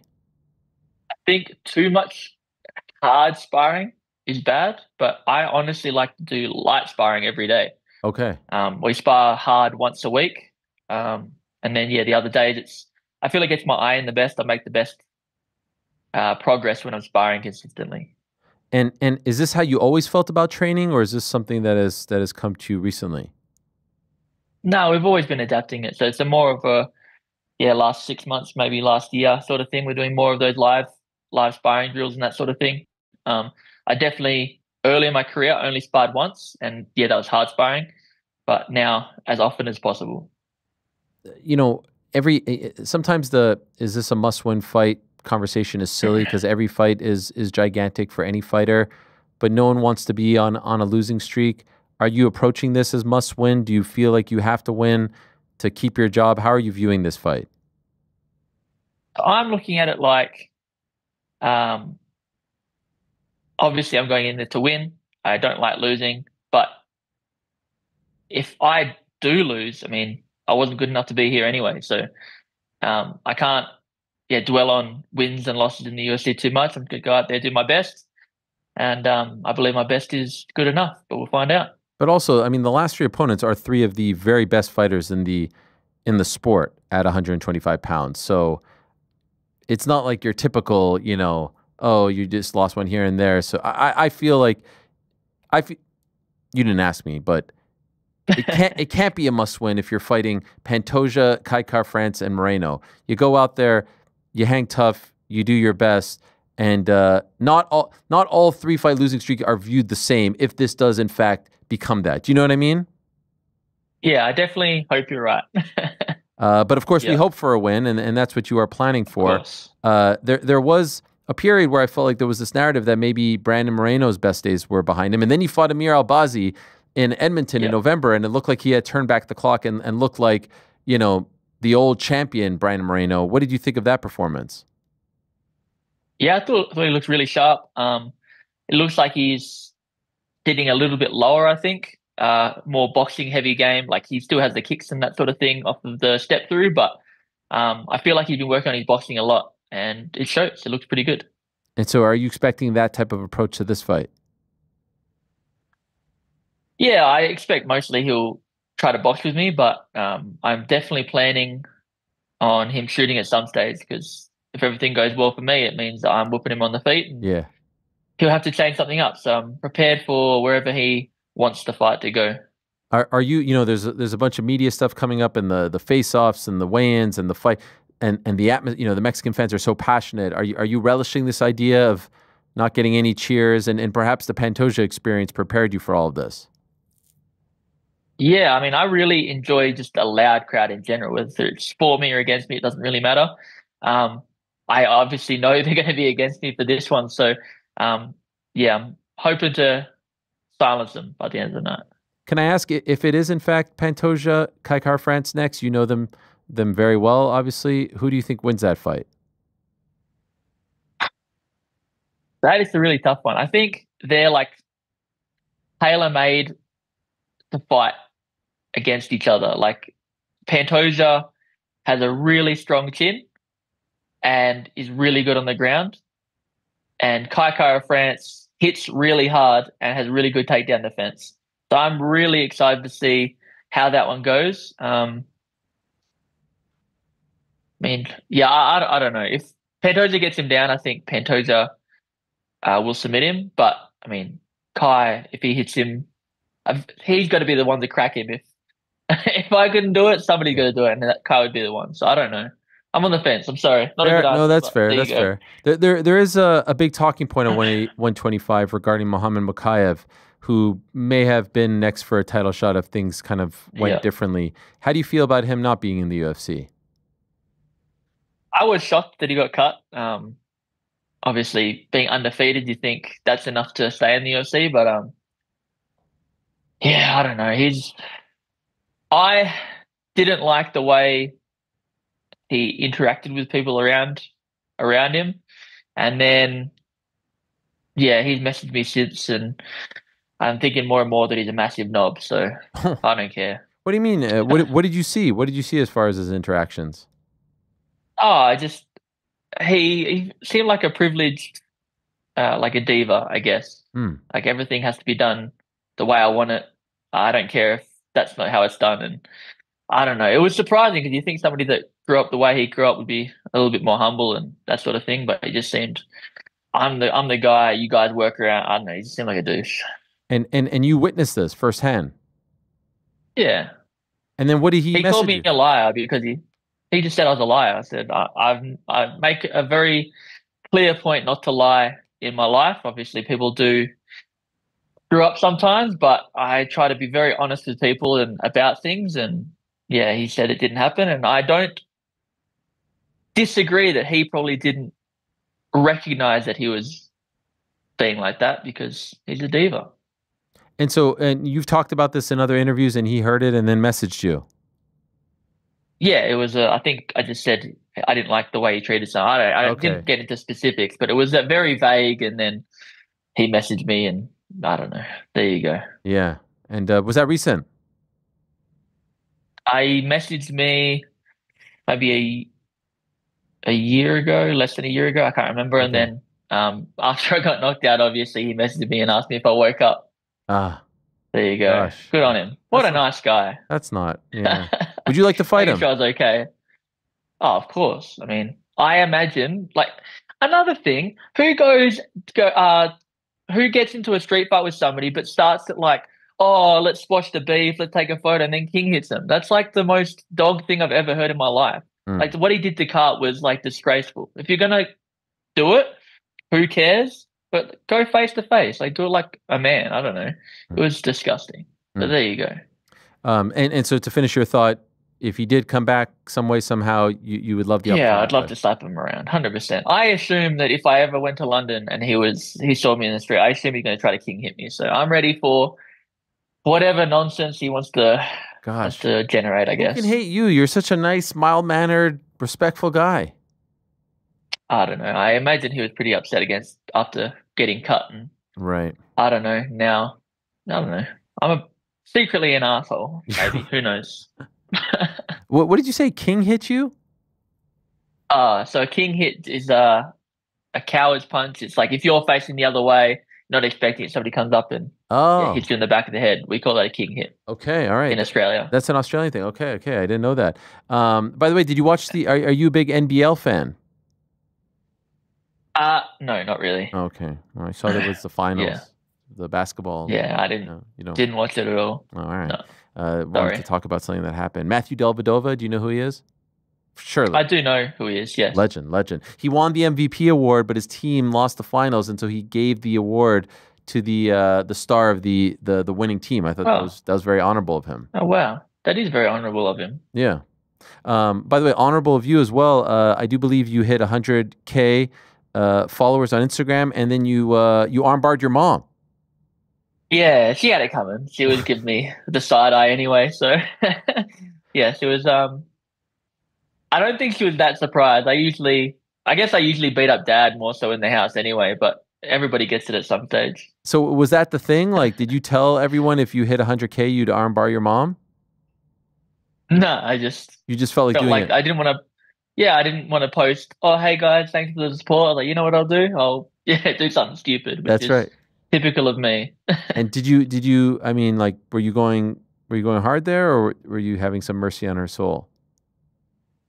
Well, she did tap it. I didn't let go. So, she was lucky Dad was there to break it up. That's dirty, by the way. I mean, maybe you are an asshole. Maybe Muhammad Mukayev is right. Maybe. Perhaps. I wouldn't be surprised. Yeah. All right. So what are we thinking as far as Saturday? How does it flow? How does it play out? What are you envisioning? Yeah. So I usually go on with like a dead set plan and all that stuff. But for this one, I don't know why.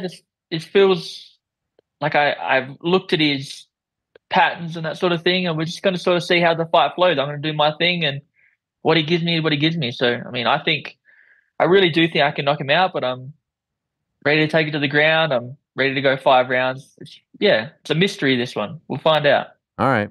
Well, I'm looking forward to it. A big opportunity for you. You'll relish the opportunity, rise to the occasion. Looking forward to seeing how it plays out on Saturday. Thank you, Steve. All the best to you, and stay safe out there in Mexico. All right. Don't start any trouble. We'll see. Thank you very much. All right, there he is, Astro Boy himself, Steve Erceg, returning to action in the main event of UFC Mexico City this Saturday, and he is currently a slight dog, I do believe. I see here that Brandon Moreno is a minus 195. He's a plus 165. Obviously, his last 2 fights were against 2 of the best. You can actually get him at plus 200 at a couple books, right? You like that? You feeling that, H-Style? You said it, not me. I mean, H-Style. Plus 200. Little Astro Boy? Yo, I mean, Moreno looked great in his last fight. He sure did. He skunked Albazi. 5 rounds to none. I mean, it was very one-sided.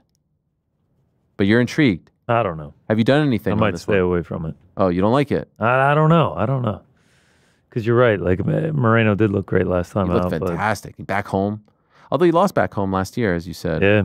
Erceg knocked out in his last fight. Yeah, tough one. But he looked pretty good against Pantoja. He looked pretty good against the champ. He looked fantastic against the champ. Yeah. I mean, really, no one gave him a shot. It's going to be a great fight, I think. It's going to be a great fight. It's a good fight at 125. Manuel Torres against Drew Dober is in the chief support slot. I'm really excited about Joe Pyfer against Kelvin Gastelum. Obviously, his boy, Sean Brady. Like, if you're Joe Pyfer and you saw Sean Brady do what he did in London to the Brit, Leon Edwards, Gastelum, obviously Mexican-American, you've got to be inspired. You've got to be motivated going in there. Joey P with the new haircut. He's going to be looking good out there. He introduced it when he was roasting Jeremy Stevens in January. Rosas against Vince Morales, David Martinez against Simon Oliveira. Ronaldo Rodriguez against Kevin Borjas. Edgar Chavez against CJ Vergara. What else we got here? Lupe Godinez. Vince Pichel. Man, Vince Pichel has been around. Austin Hubbard in the current jerker spot. 4 o'clock start. 13 fights. The Arena CDMX. I was at UFC 180 and 188. One of them was Verdum, Mark Hunt. The other one was Cain Verdum, I believe, off the top of my head. The crowds were great. And then one of the times I went to I think it was a CMLL, or maybe it was a AAA card on a Friday night. And it was straight out of a movie. It was Friday night at the local arena. And you know when they show Lucha Libre on TV, in movies, there's like grandmothers in the front row with their purse yelling at the bad guys? That's what it is. It's exactly like that. it's kind of a throwback. It feels like you're in Memphis in the 70s, and it's it's Jerry Lawler against Jeff Jarrett or Jerry Jarrett. Anyway, I enjoyed it, and that's where I got my El Nariz mask. You can get your El Nariz t-shirt right now over at arielhelwani.com, the official merch store for all things El Nariz and Helwani. But yes, that is where I got it. I got Roots of Fight sent me a Rey Mysterio mask signed by him recently. God bless the good people at Roots of Fight. Gentlemen, in a matter of moments, we are going to be joined by Artem Vakhitov. Our good friend New York Rick once did PR for Glory Kickboxing. He is busy right now. I was going to ask him to set the scene for us, but in case you are unfamiliar with Mr. Vakhitov, let me tell you a few things about him. You may recall, and he's coming with some news, so stay tuned. Frank, is your finger on the pulse? Yes, it is on the pulse. The pulse being the button. Yep. You may recall that we last saw Artem Vakhitov on Dana White's Contender Series back in October 8th to be exact, of 2024. He won via first round TKO. He beat Islam Masraf. He transitioned over to mixed martial arts back in June of 2023, lost his debut in Russia due to an arm injury. So, but since then, 3-0 in MMA. A win in January, a win in February, and then the Contender Series win. Got the UFC contract. Prior to that, 23 wins, 6 losses in the world of kickboxing, 2-time Glory Light Heavyweight champion. His second to last fight in kickboxing, his last fight in Glory, was a majority decision win over Poatan, Alex Pereira. That was an immediate rematch after losing a split decision to Alex Pereira back in January of 2021. The second fight was in September of 2021. Beat Pascal Torre at Muay Thai Factory and then moved over to MMA. Had 5 title defenses, most in Glory Light Heavyweight history. Still just 33. The last man to beat Alex Pereira in kickboxing. And of course, talked about, after winning the Contender Series fight, talked about wanting the third fight, but wanting it in MMA. What's interesting about his MMA record, he's 3-1, which is the exact same record that Pereira had in MMA when he entered the UFC. And of course, the Contender Series fight is considered a pre-UFC bout, not an official UFC bout. And so lots of interest, lots of excitement. When we spoke to Alex Pereira after the Khalil Roundtree victory in October, he was still the light heavyweight champion. We talked to him about potentially fighting Artem. Pereira was actually in attendance for that fight, you'll recall. This happened right after the Roundtree fight, like literally days after the Roundtree fight. And so we have been told that Artem Vakhitov is going to be joining us with some news. And I know a lot of people are excited about that. The people that I've talked to, our good friend Alan Murphy, New York Rick, John Joe O'Regan, have told us that this man is legit when it comes to kickboxing. And again, as I said at the top, there has been a trend as of late, seeing these Glory champions graduate and transition over to MMA, UFC, Doumbé, PFL, and become even bigger stars. And so let us see what Artem Vakhitov has in store for all of us. I'm told where he is joining us from. It is 1:30 in the morning. He's in Kemerovo, Siberia. And his 2 wonderful daughters, Alina and Nicole, are fast asleep, so he has to keep it down. Let's go to Siberia now and say hello to the one and only Artem Vakhitov. Hello, Artem. How are you? Hello. Spasiba. Hi, I'm fine. Spasiba. Good speak Russian. Thank you. It's 1:30 in the morning over there. Yeah. Well, spasiba, thank you for joining us, and thank you to your interpreter, Andre, for helping as well. Okay, thank you.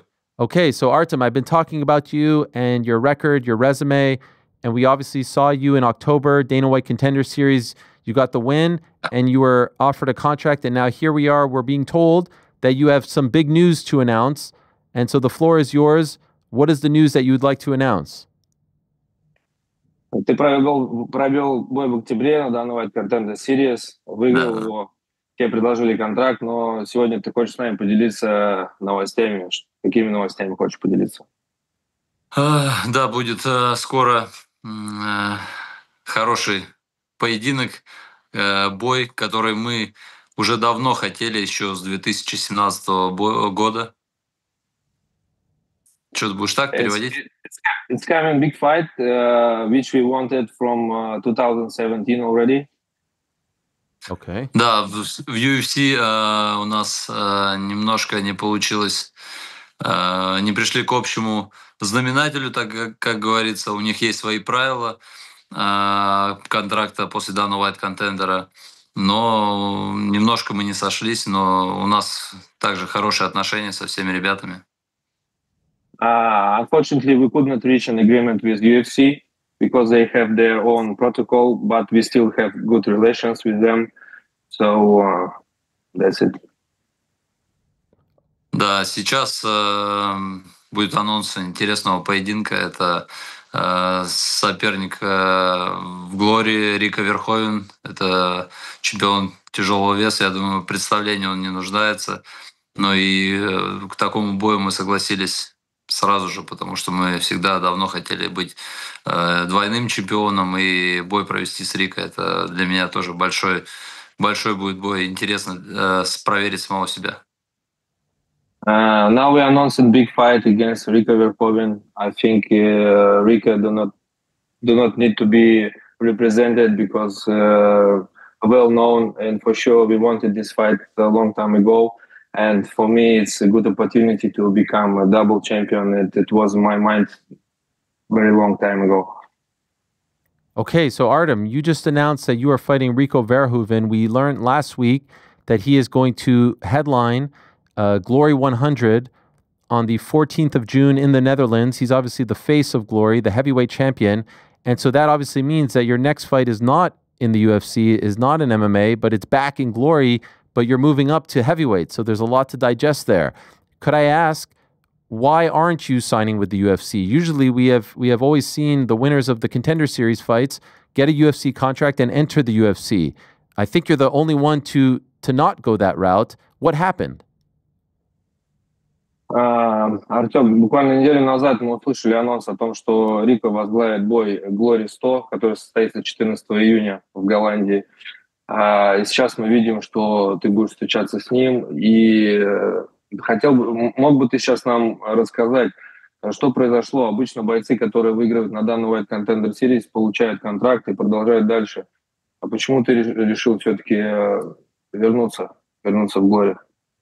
Ну, в первую очередь, UFC всегда мы как бы не против работать, но не сошлись именно по каким-то контрактам, потому что, как говорю, повторяюсь, у них есть свои правила после данного Wyatt Contender, который контракт предлагают спортсменам. Нас это не сильно устроило, но, соответственно, когда предложили GLORY возвращение российских бойцов и провести такой громкий, интересный поединок, стать двойным чемпионом за хорошие гонорары, то, конечно, мы сразу же согласились на это. UFC always offering like a standard contract after done Wyatt Contender Series. Unfortunately, we could not reach an agreement, and for some things could not agree. And when we got an offer, and we saw the news that all the Russian fighters coming back to GLORY, and we got an offer to fight against Rika and probably possibility to become a double champion, we agreed it very, very easily. And for sure, for good money, why not? Okay. Were you disappointed that it didn't work out with the UFC? Мгм. Ты расстроен, что ты не сработал с UFC? Ну, как бы нацеливались на этот момент. Я думаю, в принципе, еще, может быть, и получится. Как бы не ставим точку на этом. Но сейчас главная цель – это предстоящий поединок, а там мы уже будем смотреть, что будет дальше. Not so disappointed, but we are not stop on it, and why not in future? But now we are mostly focused on the upcoming fight, so it's more important for us for now. Да, я начал уже получать удовольствие от занятий ММА, от борьбы. Я себя чувствовал достаточно хорошо, и, в принципе, мне это начало нравиться. I just got, to have some satisfaction from the MMA classes, from wrestling, from grappling, from all this stuff. It also was good with me, so you see how it's going now. This deal that you have signed with Glory, is it a one-fight deal or a multi-fight deal? С Glory это контракт на один бой или на несколько боев? Ну, пока на этот бой, но там еще есть очень интересные турниры, которые, как там, Last называется, что там, Heavyweight? Last Heavyweight Stadium. Да, Last Heavyweight Stadium. Турнир, который проходит там в тяжеловесе, все 30, там 56 с чем-то человек будут биться за лучшего тяжеловеса. Это меня тоже заинтересовало. И, конечно же, вернуть свой пояс в своем дивизионе и обладать в одно время быть чемпионом в двух весовых категориях. Это тоже одна из главных целей сейчас. This fight for sure, and also the upcoming fights in possible last heavyweight standing tournament, which also was interesting for me because, when I was hearing about that news, it became like, big sense for me. And to try myself in this tournament and at the same time become double champion, it's like good motivation for me. Yes, if you win the heavyweight title, obviously you would make tremendous history being the first man to beat Rico Verhoeven in Glory Kickboxing, but also just the third man to have a belt in two different weight classes in Glory, Robin van Roosmalen and Alex Pereira being the other two. And so obviously this is a big deal because you're moving up, you're fighting the face of the company, and it's at Glory 100. Do you think at some point you will return to MMA, or is this a sign that perhaps for the rest of your career you're going to stick with kickboxing? Артем, вот сейчас ты будешь с лицом Глори, можно сказать, боксировать, да? Ты скажи, все-таки карьера ММА будет отложена в сторону или какие-то будут возможности к ее возвращению после такого боя, ну и вообще после кикбоксинга? Не могу сейчас сказать, если какие будут предложения, это все будет обсуждаться с командой, с тренерами, с менеджерами. Поэтому сейчас я сфокусирован на этот бой, но, конечно, ММА никто не отказывается, почему нет?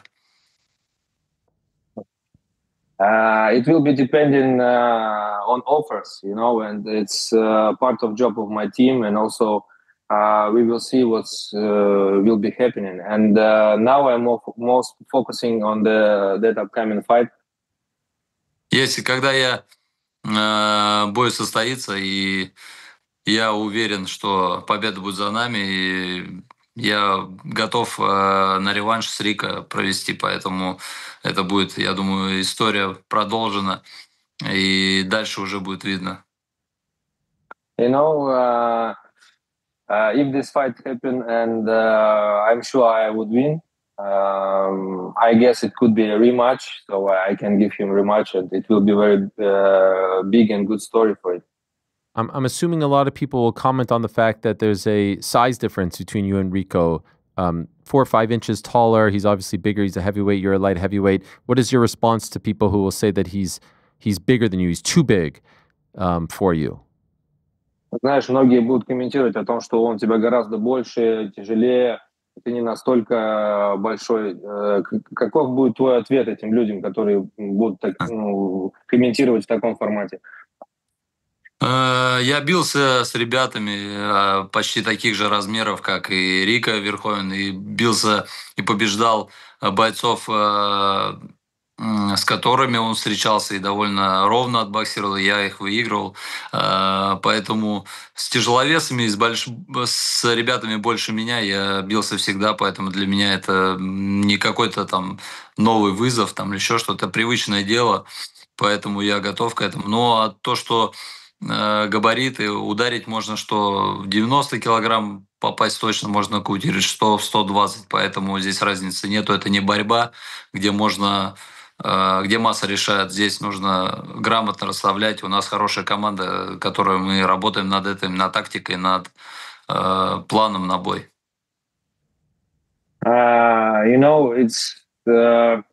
I was also always sparring and always fighting with big guys and even bigger guys. And I even beaten some fighters who was fighting with Rico and very close. They got very close fights. And it's not so big difference when you even in my weight division could deliver a punch. It doesn't matter which weight, So we have a good team, and it's not a wrestling. When you really have some advantages in your weight, because when in wrestling you are bigger of your opponent, for sure it could be an issue. And it mostly will be like a tactic and technical job and work with my team, so we are ready. Can I ask, very recently we saw Alex Pereira fight a guy you know very well, you're 1-1 against him, fight a fellow Russian in Magomed Ankalaev. What did you think of that fight, and in particular, what did you think of Alex's performance? Ты знаешь, да, в прошлом поединке Алекса и Анкалаева. Поделись мыслями об этом бое, и вообще, как считаешь, как Алекс все-таки выступил, его перформанс, так сказать? Да, я ждал этого боя, было интересно, все равно две разные школы, борьба и ударная техника, это было интересно наблюдать, но считаю, что Алекс сфокусировался именно на защиту, это видно было, сфокусировался на защиту от тейкдаунов, от борьбы и не выполнял свою работу, это вот самый главный минус. Потому что когда я тоже сам начинал работать, и когда ты ждешь прохода, ты не выполняешь свою работу. Это тоже было у Алекса. Поэтому я думаю, если там состоится у них реванш, то бой будет совсем по-другому. А Анкалаев выполнил свой план, сделал для боя. Но я считаю, что бой был равный. И, в принципе, можно было дать и что в одну сторону, что в другую.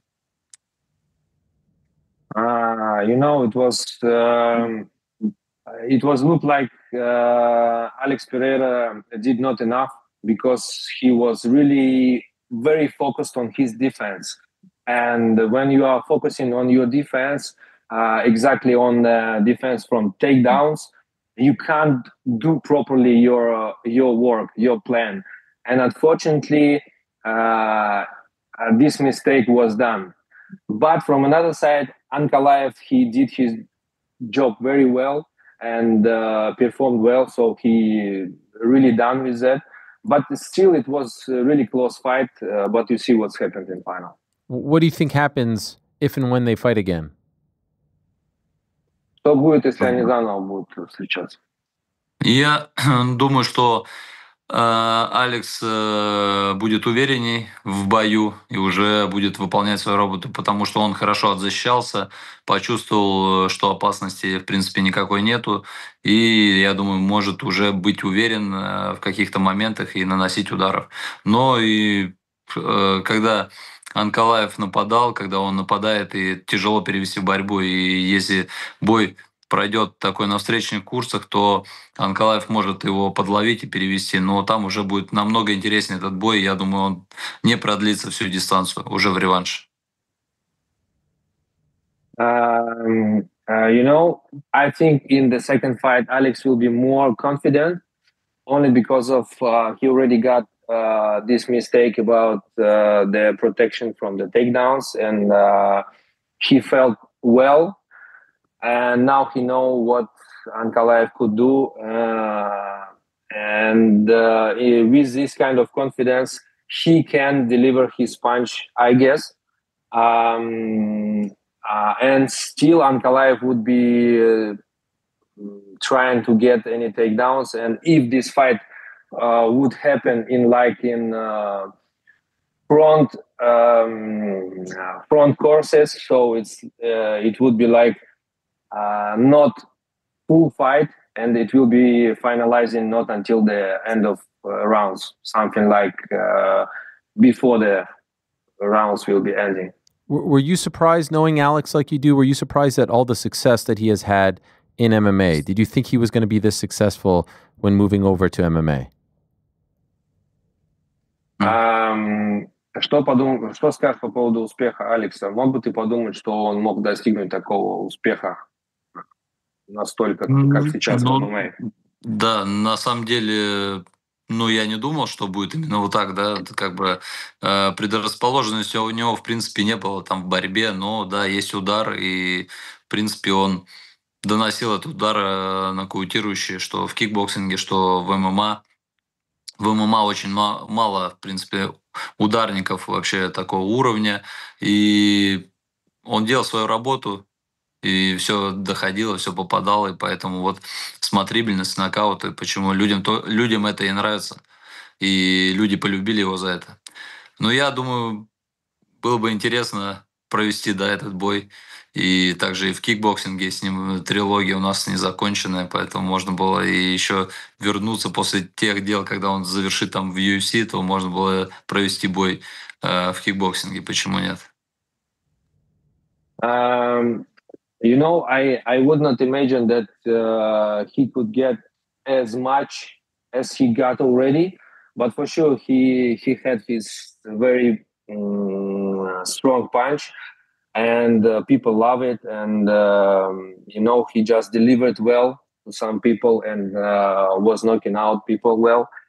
And for me, it would be interesting, our trilogy still, in case if he would finish his career in MMA or UFC, to finalize our deal in trilogy, maybe in kickboxing rules again.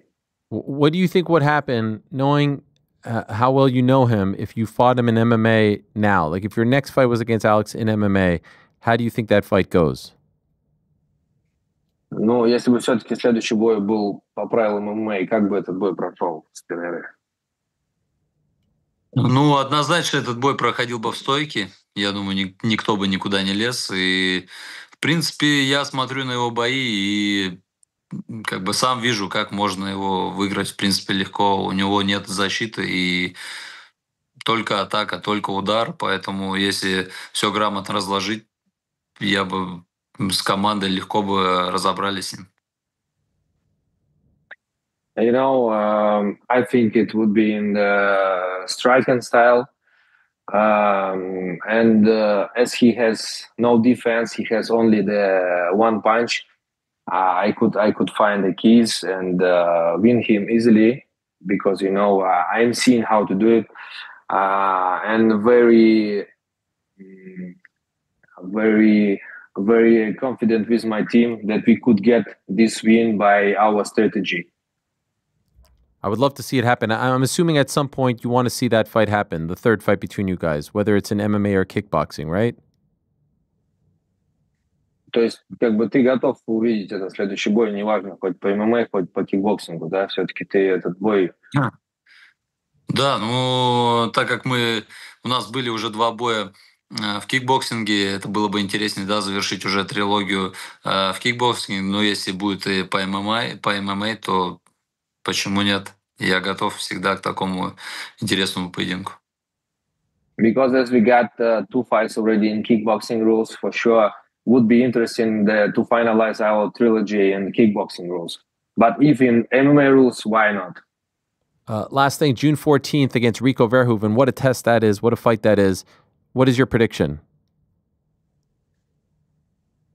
Следующий бой Рико Верховен. Какие твои предположения? Какие твои мысли? Какие твои прогнозы? Ну, уже давно смотрели на этот бой, да. Всегда был план какой-то, и уже не один я бой его видел вживую, и с ребятами, с которыми он там, с бойцами выступал, боксировал против них. План есть. Я думаю, этот план мы сейчас раскрывать не будем. Но главное оружие – это скорость и выносливость. То, что у нас есть. So long we are looking on him, and even in life, I saw his fights, and I saw how he was fighting with his opponents. We have a plan, good plan, but for sure we can't open it for now. So let's work on it, and we'll get it done. Рика это, ну, звезда, это, да, лицо кикбоксинга, лицо Глори. Этот бой будет очень интересен, я думаю, для зрителей, потому что многие ждут, и после того, как ну, мы начали карьеру в ММА, многие спрашивали, интересовались и ну, пописали, когда бой будет в кикбоксинге, потому что, ну, вообще, я люблю кикбоксинг это все равно моя жизнь, и ну, это мой любимый вид спорта, где я чувствую себя на все 100%. Yes, for sure. Rika is a star, is kickboxing star, it's face of glory, and for fans, for viewers, it will be really a very big show.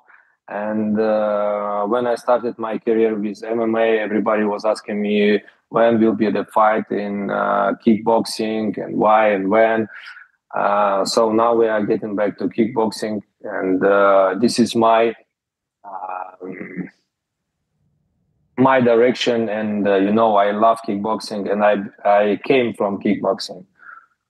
Well, congratulations on the deal. Congratulations on gaining the fight. Spasiba, Artem. Thank you. Looking forward to it. Good luck to you. Thank you. See you next time. Yes. All right, there he is. The pride of Russia, Artem Vakhitov, announcing that he has turned down the Contender Series contract, couldn't come to terms. This, I do believe, is a first since the Contender Series started. You win the fight, you get the contract, you're in, and you're gladly in. And it seemed like when he won his fight, he was in. But here comes Glory. Glory gaining some momentum. You'll recall last week we announced here on the program that they had signed their deal with DAZN. They'll be airing in DAZN here in America, parts of Europe, Netherlands, which is huge for them as well. They've got this last heavyweight standing tournament, 32 heavyweights, culminating in a one-night tournament with the final 8, Glory 99. And then that, of course, is in April, so in just a few weeks' time in Rotterdam, and then Glory 100 on June 14th, headlined by that fight. That's a big-time fight. That's a big-time fight. Now, I would say that music is like 20 minutes or so late, Frank. Hey, finger on the pulse. Yeah. Rick, big fight? Huge fight.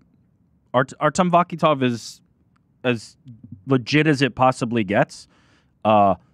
I have not been like there's not been a lot of like heavyweight fights and opponents that I've been craving for Rico. This one feels like a big fight coming up from the division below. Fresh, new. He's had to fight a lot of the same guys, right? Fresh and new as a name, but like as a resume, as an experience, as a top level athlete, this guy is the cream of the crop. And so to me, I'm as somebody who like followed kickboxing very, very stringently and religiously for a long time, and then has now kind of like weaned off it quite a bit. I am 100% watching this. Surprised he didn't go the Contender Series to UFC route. I can't imagine that the paydays to fight Rico Verhoeven and the payday for your first UFC fight are equal. I think that's like 10K. I'm not surprised. Yeah. So not surprised at all. He's probably getting a little more to fight Glory 100 against Rico Verhoeven. If the UFC told him, okay, we're going to put you on 10K and 10K, but 2 fights from now, we're going to up that as soon as we start building this Alex Pereira Chase storyline up, maybe you can convince him, right? But if you make no guarantees there or you make no assurances and you just say take it or leave it, he can fight much. He is one of the best in his sport. Why would he take lesser? So yeah, this wouldn't surprise me. All it tells me is that they weren't biting as much on the chasing Alex storyline as they may have when they had Alex and it was the chasing Izzy storyline. Speaking of new signings, what about the PFL signing Taylor Lapulus? We spoke about him last week, somewhat surprisingly leaving the UFC. But there you go. We are delighted to announce that elite French bantamweight Taylor Lapulus has signed a multi-fight deal with the PFL. He brings an impressive record of 21-4 to the Smart Cage after multiple stints, by the way, with the UFC and Aries. You'll recall he left the UFC on a bit of a run. He's won his last 2 in a row, including a win over Vince Morales, who is fighting Raul Rosas this weekend. Had a 2-fight winning streak in the UFC, lost to Farid Basharat, but prior to that, beat Kalen Loughran, and had 2 UFC stints, and both he went 3-1. Right, there it is. Yeah. Fought in TKO areas, and a lot of people, it's tough, yeah? It's tough. Yeah, it's tough, man. You're 6-2 in the UFC, and you've been cut twice. Now, was he cut, or did they not come to terms? Didn't Morgan Charrier say that it was that, right? He didn't come to terms. That he fought out his contract and they didn't come to terms. Like Muhammad. That said, when you're 6-2 in the UFC, you would think that that's a guy you want to retain. Right. You know, as opposed to, more and more every single day, it becomes clear what the economics and what the strategy of the UFC is, right, in terms of how they're thinking about talent.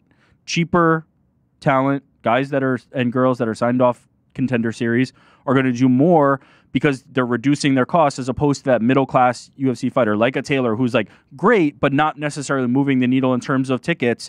They become more expendable. It's the bottom and the top that become the most valuable for the UFC, not that middle. But yeah, good signing. Are you surprised? Okay, so let's say they say, hey, Artem Vakhitov, this is the protocol, right? As he said, you win the Contender Series, you get this contract. It's around 10K. This is the start. This is what everyone has to go through if you go through this route.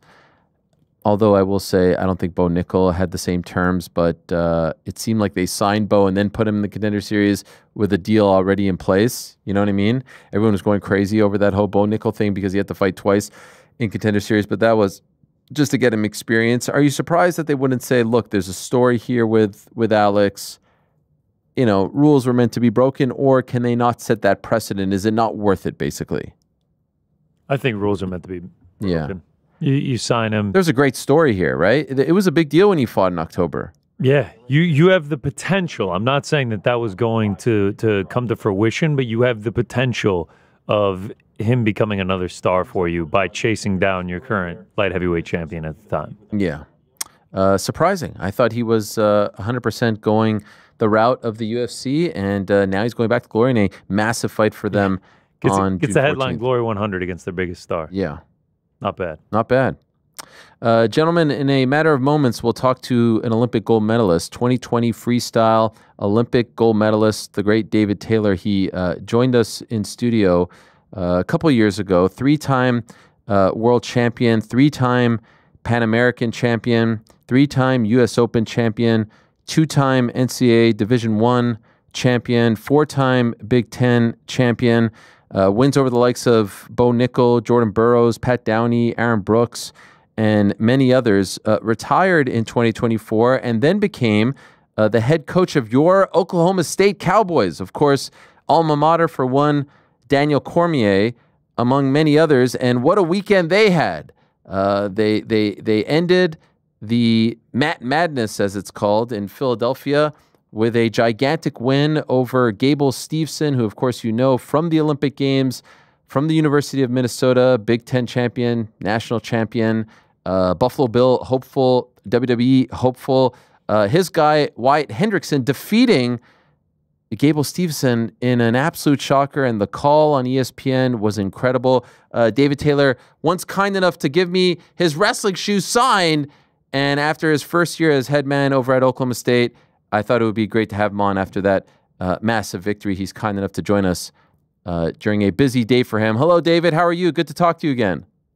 Good to see you. Thanks for having me. Congratulations. What has the last, 72 or so hours been like for you since Saturday night?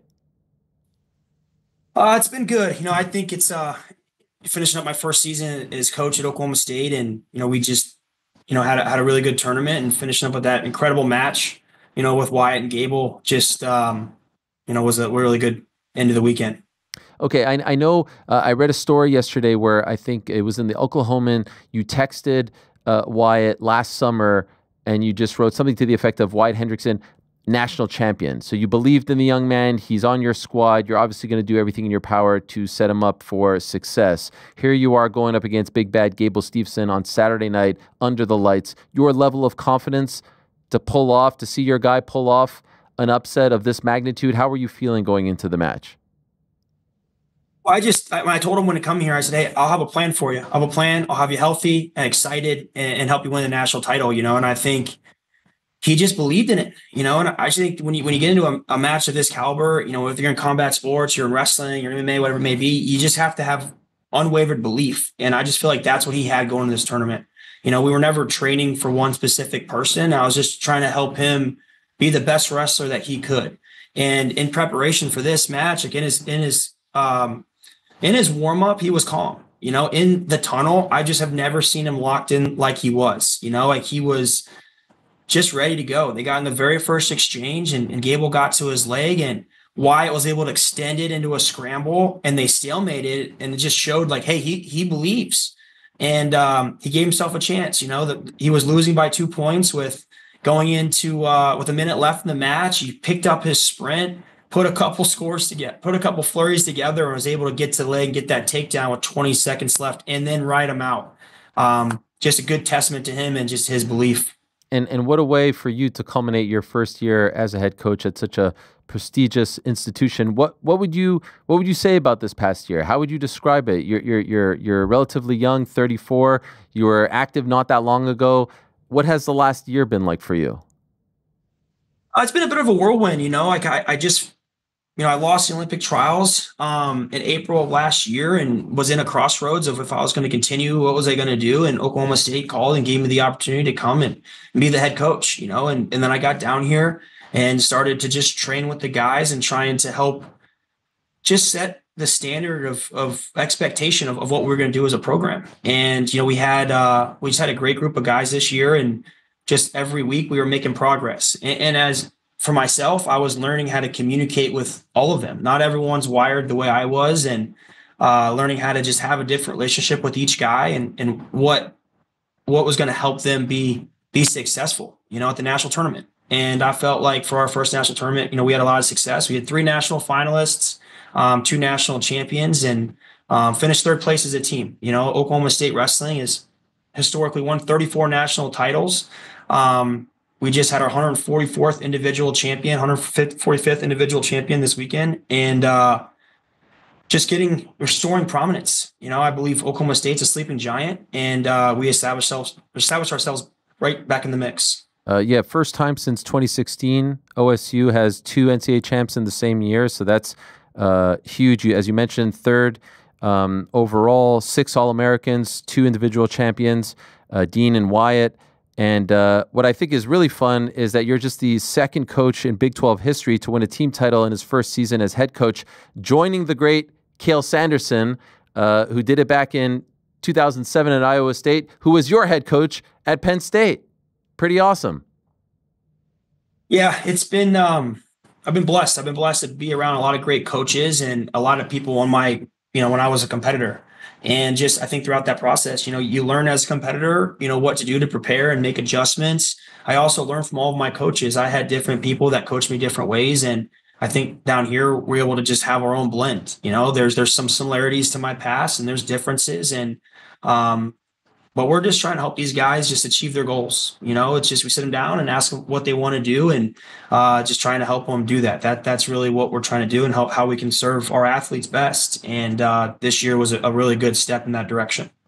When you didn't make the Olympic team, did you think, okay, now it's time to transition into coaching? Was that a part of the plan, or did this kind of come out of the blue and change your plans?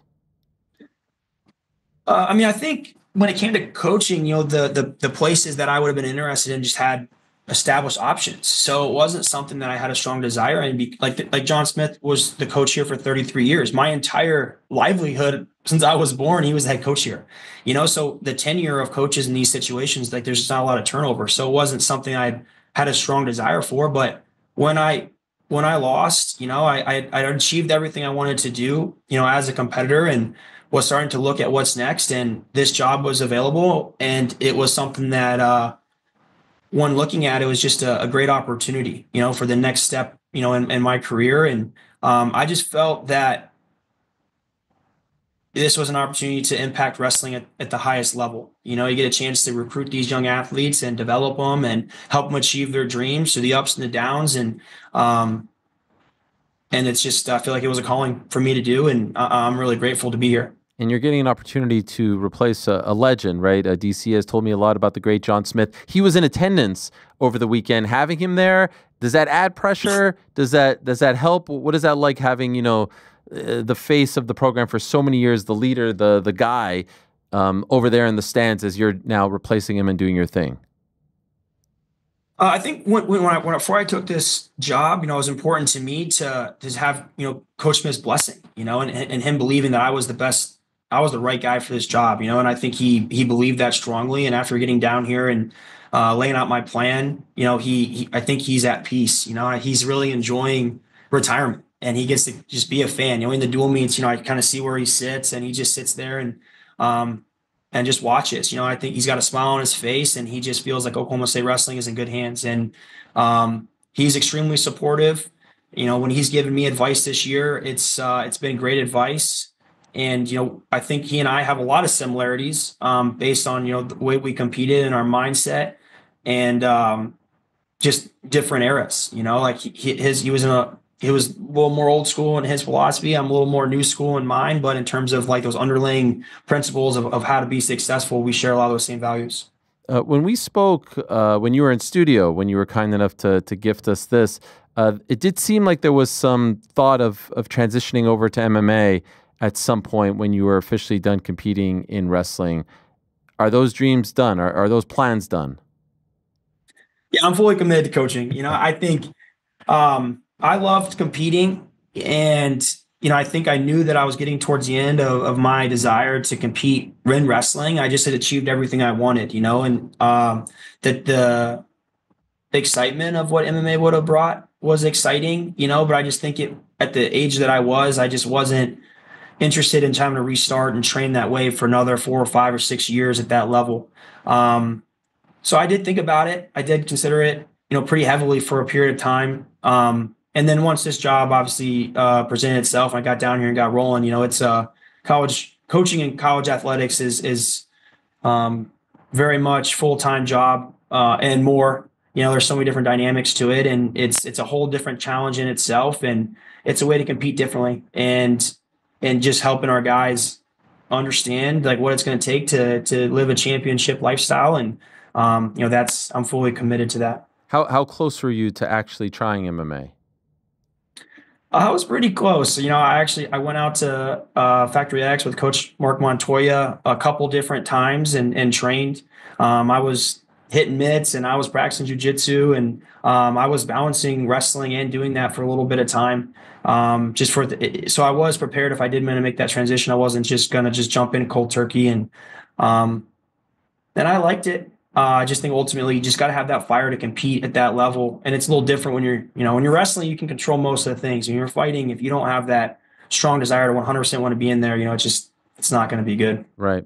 And speaking of the time sort of changing, like when you were in school at Penn State as opposed to now with NIL and all that stuff, it's totally different. Like back in the day, Gable wouldn't be able to come back to school after the stuff that he just did with WWE and the Buffalo Bills. How challenging is that? We see it a lot in basketball and football. How much has that affected wrestling these days? Wrestling is a niche sport, and I think it's obviously NIL definitely plays a factor in it. I think our goal here is to have Stillwater and Oklahoma State being a wrestling destination. This is where people come because they want to achieve their goals at the highest level. And, that's our main focus. And helping guys. And I also came from that era myself. So, I believe in helping guys build their brands and how they can market themselves and create opportunities, obviously above and beyond, just wrestling, and just having a long-term approach for them and helping them see a bigger vision throughout the process. So I just trying to help them, have a bigger mentality than just wrestling, and, the guys that desire that stuff, help them with a plan. Have you kept tabs on Bo? And if so, what do you think of how he's doing? He's doing good. You know, he's starting to hit that trajectory where he's going to start jumping into, you know, ranked opponents. I know his next guy coming up, you know, has got a really good background in ONE FC, I think, maybe. Yep. So this will be a good challenge for him. And what about Wyatt? Does Wyatt, was he a senior or does he have another year? Wyatt was senior, so he just graduated. Okay, so what does he do now? Like, what is the path for someone like him? So Wyatt was unique. So he spent his first 4 years at Air Force Academy, you know, wrestling for the Air Force, and you know, he was granted, you know, this 1 year of eligibility, you know, I think because of his COVID time, and it's the only person in Academy history that's has the ability to like go and transfer and continue doing competing. So technically, he's serving for the WCAP, the World Class Athlete Program, currently stationed in Stillwater, and his job is to wrestle. Wow. So he'll be wrestling, competing, and competing to train for the LA 28 Olympics, and that'll start for him now. Oh, wow. So, but he can't compete for OSU next year, right? He's done. No, so we graduated. He'll stay, you know, in wrestling. We have what's called Olympic Regional Training Centers. So ours is called the Cowboy Regional Training Center. So he'll be a member of that, and he'll train full-time wrestling. You know, and he's got the ability, you know, he won a U23 World Championships. You know, he's got the ability to compete to be a world champion, be an Olympic gold medalist, you know, and I think that's the next step for him. But he does have a big personality. You know, I think he could be very successful outside of wrestling, you know, whether that's in the military or, you know, whatever he decides to do. But, you know, he's very driven. But I think he still can do some really awesome things in wrestling. Are you referring to pro wrestling when you say this about his personality? I think he could be really good in it. Oh yeah, he's a big boy. Yeah, you know, he's a showman. You know, and I think he showed that this weekend. You know, I think what made Gable so unique and special is his wrestling ability was unbelievable. Is unbelievable, but also it's a showmanship side of things that he brought to wrestling that was unique. And Wyatt's is the same. You know, like he wins. He's a pinner. He does a backflip. You know, he's a 260-pound amazing athlete. You know, and the way that those two guys can wrestle is so unique. It's you just don't see that for heavyweights, you know, and how they can wrestle. And so if they continue wrestling, they're gonna be wrestling against each other, you know, to become world Olympic champions. And, you know, obviously we've seen Gable has had a lot of success doing other things. And I think, you know, Wyatt could do similar. You know, he's just Captain America. You know, he's got that, you know, good branding, and, you know, with his background in the Air Force, I just think he could be successful doing some different things. Last thing, I was talking about this yesterday on the show. I still maintain, like, this was such a great scene. Like I said, Jordan Burroughs and DC were great on the call. The crowd was great. You got the President of the United States in attendance. It's a packed crowd at the Wells Fargo. And yet I still feel like, you mentioned wrestling being a niche sport. Same weekend as the basketball tournament kicking off. Why can't they pick another weekend so you guys aren't going head-to-head where you could get a little bit more of that shine? Do you like it on this weekend, or do you think it would behoove NCAA wrestling to pick a different time for the finals? I think it would be good. I think those are things that, you know, we could continue to discuss. You know, this is my first year as a coach. So, you know, obviously I got to earn my stripes before I can start making suggestions. But I think there's some changes, you know, that could help with our marketability of wrestling. You know, we have some really great personalities, and these kids are getting better and better. It's amazing the skill they have, you know, in high school, coming out of high school, wrestling, you know, at the level of being a world and Olympic champion. And those guys are going to be wrestling in college here in the next 4, 5, 6, 7, 8 years. Some of these kids that you're going to see wrestling in the Olympic Games are going to be wrestling in college. You know, like what Gable did. I think we're going to see that over the next quad and beyond.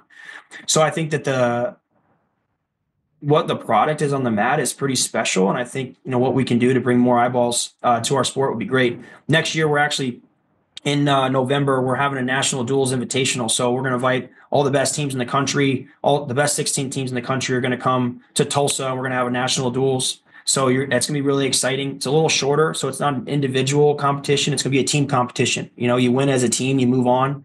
That's going to be really exciting. So the idea is you have a team competition at the beginning of the year, and people can plan around that and watch it. And then you have the national tournament, individual tournament at the end of the year. Okay. So just trying to continue to innovate and create really cool opportunities for our kids and things that we can do to move the sport forward. Love it. Did you talk to DC afterwards? I did, yeah. He was pumped. He was. You know, Daniel's Oklahoma State alumni, and, you know, he's obviously he's so successful, and his personality is obviously much bigger than wrestling, but wrestling was his foundation, and he loves it, and he loves the Cowboys, and actually one of the kids that's from his high school, Cody Merrill, is a freshman this year. He redshirted, so he'll be in our lineup next year. So there's a lot of ties to Daniel, and it was great to see him, and him giving back and wanting to be a part of the broadcast just helps bring more eyeballs to our sport. For sure. Congratulations. Well done. Great rookie season for you as head coach, and what a way to end it. Appreciate you joining us. I know it was a busy day for you, so thanks so much for the time, Coach. Thank you. Appreciate you having me. All right, there he is, the great David Taylor, Olympic gold medalist, and now the head man, the head coach over at Oklahoma State. Gable did post on social media a little something after the loss to Wyatt Hendrickson, saying, "To my supporters, I appreciate all the love through my time in collegiate wrestling, from skipping warm-ups to staying late after every duel, regardless of city, to talk to everyone definitely made it worth the time. To all the doubters and naysayers that I had this year," because you'll recall he came back after the WWE stint and the Bill stint as well, and will continue to have, regardless of how you feel, you still watched. And I thank you for that too. See you again, Gable out. I mean, what a career. And of course, when he won the gold medal in Tokyo, David Taylor was on that team as well, that U.S. team. It was one of the great finishes of all time. I will admit, I am not a connoisseur when it comes to collegiate wrestling like I am, the sweet science or mixed martial arts or professional wrestling, but I appreciate it, and I always make a point to watch on the Saturday, the finals, because the atmosphere is just fantastic, and I do wish that they weren't going head-to-head with the NCAA basketball tournament. Nevertheless, very cool to talk to the coach. Busy day for him. I appreciate him stopping by. What about Ilya Topuria? New nickname for Ilya. Did you guys hear his new nickname? Any thoughts on that? I have it here. I did have it, and then I lost it. La Leyenda. La Leyenda. What does it mean, Andy? What does it mean? The legend. The leyenda, legend. La leyenda. Yeah, there it is. Not only that, he's got his own street. This in Toledo, Spain. Paseo Ilya Topuria. Look at this guy. I mean, that's legendary stuff. He's got his own street. How old is Ilya Topuria? He's got to be the youngest guy to ever have his own street. Usually that happens like, you're 50, you're 60, you've had a Hall of Fame career in whatever sport. He's got his own street from his adopted home country of Spain. Paseo. Street, yes? Paseo? Does that mean I don't street? think so. Passage? Passage. Oh, so it's not a street, it's a passage? Yep. Nah, not as cool. Is street? Calle. Is that what it says on the street, though? Would it say calle or would it say paseo? So Never been to depending Spain. on where you're at, like it could say paseo, and it's literally a street. Yeah. You're right. Like sort of like there's some streets here that are road, street. I feel like it's like that, right? Yeah. Like it'll be like Green Avenue or Wall Street or Stevens Road, Sometimes even a drive. Sometimes a drive. Thank you for that on air, Jordan. There was a lot of controversy yesterday. At the beginning of yesterday's show, there was talk of a vacation, and people were accusing you of taking another vacation. Any comment on said accusations? The policy on vacation is pretty flexible, it seems. So, Yeah. That's what it is. It's Rich coming from the only one who has taken a vacation. Rich is actually my father, so you talk about the wrong person. What are we at as far as vacation days right now? I mean, I was in Florida, like PT said. I saw my heroes, and I was working. So I don't know if that. Oh, those fighting words. Oh, okay, all right. I thought it was unlimited PTO policy here at Uncrowned. PTO? Yeah, that's what I was thinking. Yeah, unlimited PTO. Jordan is the only one capitalized. He's using all of our PTO for himself. What is PTO? Personal time off? It's paid time Paid off. time. Paid time. And I actually don't get that. Yeah. So, I mean, it's at you my just own heard expense. Ariel wasn't even familiar with the term. No. Take that up with HR, will you? HR. We'll see you in the HR office tomorrow at 8 Yes. a.m. as I am the head of HR here. Yes, that's right. By the way, shout out to Mohammed Mokayev, my new best friend, in the chat. Oh, shout out. Thumbs up to the chat. Mohammed Mokayev in the chat. He wrote, Chiwiwi's the man. Respect little bro. Now, if there's a thing, is that means it's him, right? That definitely means it's him, but respect little bro. You think he's... I don't know. He little broed him right after giving him respect. Yeah. I thought it was like, because I saw people in the chat talking about Makayev being in the chat, and I thought, uh-oh, he's here to respond to Erceg. But apparently not. Some people are... He's just a Raul Rosas fan. All right, They're cool. supposed to grapple back in Abu Dhabi. That's right. Maybe that's why he checked in. Some people, by the way, in the chat saying that On-Air Jordan sounds like Steve Erceg. I said earlier during the interview, I was like, Steve Erceg is On-Air Jordan if he was an elite mixed martial artist. Wow. Are you talking demeanor? Are you everything about him? Wow. Your thoughts on Air Jordan?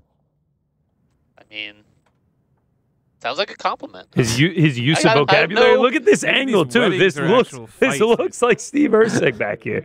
This looks like Steve Erceg. On-Air Jordan called someone a knob earlier today too. What? And then Steve Erceg Like called Steve someone a knob. Erceg said that. I think that we don't use that insult enough. Yeah, it is a called good it, one. I mean, Frank and I had a little tiff earlier. I called Again. him a little bit of a knob. I apologize after the fact, but we're good now, I think. You guys are averaging That's fucking bullshit. Are you averaging like a tiff a week now with Frank? I don't even know what he's talking about. Oh, okay. So if I was engaged in a tiff, I apologize. You were unaware. It stemmed from the vacation talk. Yeah, it was probably that. By the way, I mean, if you're being compared to one of the best fighters in the world who went toe-to-toe with the champ, could be worse, just for the record. I'm not insulted in the slightest. All right. You shouldn't be. I see another person saying that I sound like I need some Dayquil. So, you know. What, in the chat? Wins, losses. You know. Is that they're saying you're sick? You caught the Jackman flu? Yeah. Far be it for me to throw Frankie under the bus, but it does seem, given the feud that they have, like he's not doing you any favors with this. We don't care. With this audio quality, because he doesn't actually sound like that. It sounds like, hello, shoppers. Can I take your order, please? Yeah, it sounds like one of those. Would you like the Chihuihui's burger? Yeah. So you're saying I sound better now? Have you ever executed a king hit before on Air Jordan? Yeah, totally. I know exactly what that is, but Frank actually doesn't know what that is. So when if you hit someone in the back of the head, yeah, it's a sucker punch. He explained this already. Yeah. Yeah. See, any chance he has to dunk on me, even though I was in the same room as him when it was described. Oh dear. Everything okay? Do we need is it time to actually schedule some kind of like team bonding exercise? Everyone stop chatting shit. Yeah, we talk about this every week. No? I know. I think it's less time to get there. Passover can't come soon enough. Oh, that's right. The Passover break. Do you think like we need, to go like axe throwing or... That'd be dangerous. What could we do? Drinking and axe throwing could end up with one less teammate. Wait, this is during Passover you want to do this? Because I'm on vacation. No, I know. We all know about your trip, but... Where is it? Portugal this time? Yeah, Portugal. Thank you. It's just a random trip in April in Portugal. I mean, it must be nice. No, I'm just saying, like... Big Manel Cop fan. What do people do? What do people do? I always see, like, hey, let's go... Usually talking like team building? Yeah, team building, yeah.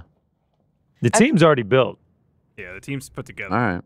Can we get... there's been some requests for a Fight Feast Chihuihui's Burger review. Is there a Czech Hardee's? What is it again? So it's Carl's Jr. on the West Coast, I believe, and then Hardee's in the Southeast at least. But if they have it, I will go get it ASAP. Is there Carl's Jr. here?